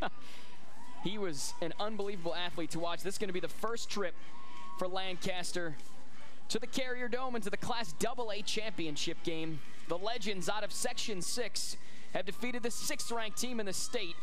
They're headed to the Dome. 35-21 is the final from Union Endicott. We're heading to break. We'll wrap things up on the other side of this break. They're celebrating out in Buffalo. Lancaster headed to the Dome. Imagine if you had the power to choose whatever weather you wanted. Sunny and warm? You got it. Lawn needs a little water? No problem. The thing is, it's not possible. With Weather on the Ones, we can't control the weather, but we can give you updates every 10 minutes. So you'll be prepared for whatever weather conditions come your way. Weather on the Ones, only on Spectrum News. No matter how perfect the weather may be, that can change in the blink of an eye. That's why Spectrum News has weather every 10 minutes. When you need the weather, we have the weather. Spectrum News, your 24-hour local news channel, has weather every 10 minutes on the ones. 1 after, 11 after, 21 after. You get it. Your next local forecast is just a few minutes away. Weather on the Ones, only on Spectrum News. I routinely get emails that say, you're too liberal or you're too conservative. I find that encouraging because it indicates to me that we're somewhere in the middle, which is what we're aiming for. And we have confidence that viewers have the capability of making their own decisions and taking in a whole wide range of information that we're hopefully providing to them, and then subsequently they can determine how they feel and what they want to do about it. And that's our goal, is to inform. Capital Tonight, weekdays at 8 and 11:30 p.m. only on Spectrum News. If you had a magic crystal ball, it would be easy to predict the weather. But magic crystal balls don't exist. Lucky for you, there's Weather on the Ones on Spectrum News. With Weather on the Ones, you get local weather updates every 10 minutes from any device. Mornings, afternoons, or evenings. Your forecast is always right around the corner. That's better than a crystal ball. Weather on the Ones, only on Spectrum News. The Legends are headed to the Dome. Their season will continue. They improved to 12-0. They're victorious over CNS 35-21. It'll be their first trip to the Carrier Dome. We take a look at the key players. First for the North Stars, and it was Lucas Merluzzi, who just made big play after big play from the wide receiver position. Yeah, he made some great catches. Tough kid, and he's been consistent all year and showed well tonight. Merluzzi was big in some key situations, but the bigger key was number 62 in red, Andreessen. Joe Andreessen, stumbling, bumbling, powering his way to the end zone. He was simply unstoppable at times in spot duty from that Wildcat position. Best 4-yard run I've ever seen in my life. Here's a look at the final stats in this game, and boy, it was just an impressive outing by Andreessen and company. Yeah, you can see, we talked about him getting the running game going, and Andreessen came in and he got him going, and they even got Pride going for a while. So the running game kind of picked up there in that second half, but the Lancaster too much for him, and too much Andreessen. And the turnovers, too. And you see the rush yards, 187 for Lancaster in total. Really, they had stumbled in the first half.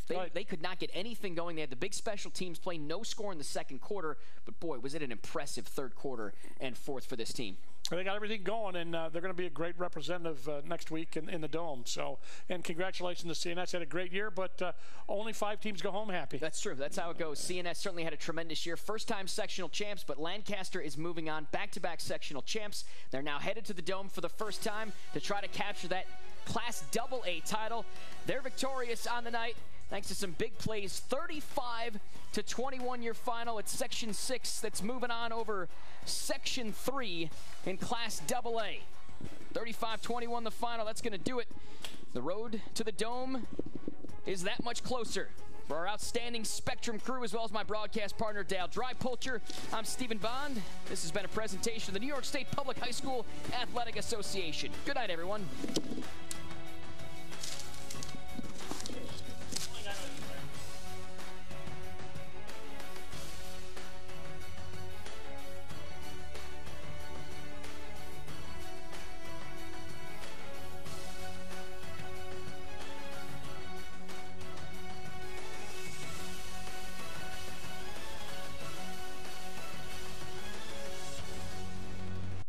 I get up before 3 o'clock every morning. I'm on the desk by 4. So what are we leading with this half hour? And I'm live by 5. I'm a busy soccer mom. I go to graduate school at night, and I try to give back whenever I can. When I was a kid, I begged my father to stop at this house fire, and once I saw the news crew, the reporter, the photographer, I caught the bug. I just knew that's what I wanted to do. I love telling people stories and provide people with the information they need. That's why I feel so blessed that I'm doing it. I routinely get emails that say, you're too liberal or you're too conservative. I find that encouraging because it indicates to me that we're somewhere in the middle, which is what we're aiming for. And we have confidence that viewers have the capability of making their own decisions and taking in a whole wide range of information that we're hopefully providing to them, and then subsequently they can determine how they feel and what they want to do about it. And that's our goal, is to inform. Capital Tonight, weekdays at 8 and 11:30 p.m. only on Spectrum News. We cover the stories that the other stations don't. We're in that community, and we're trying to tell those community-based stories. People feel like they know you. They see you every day.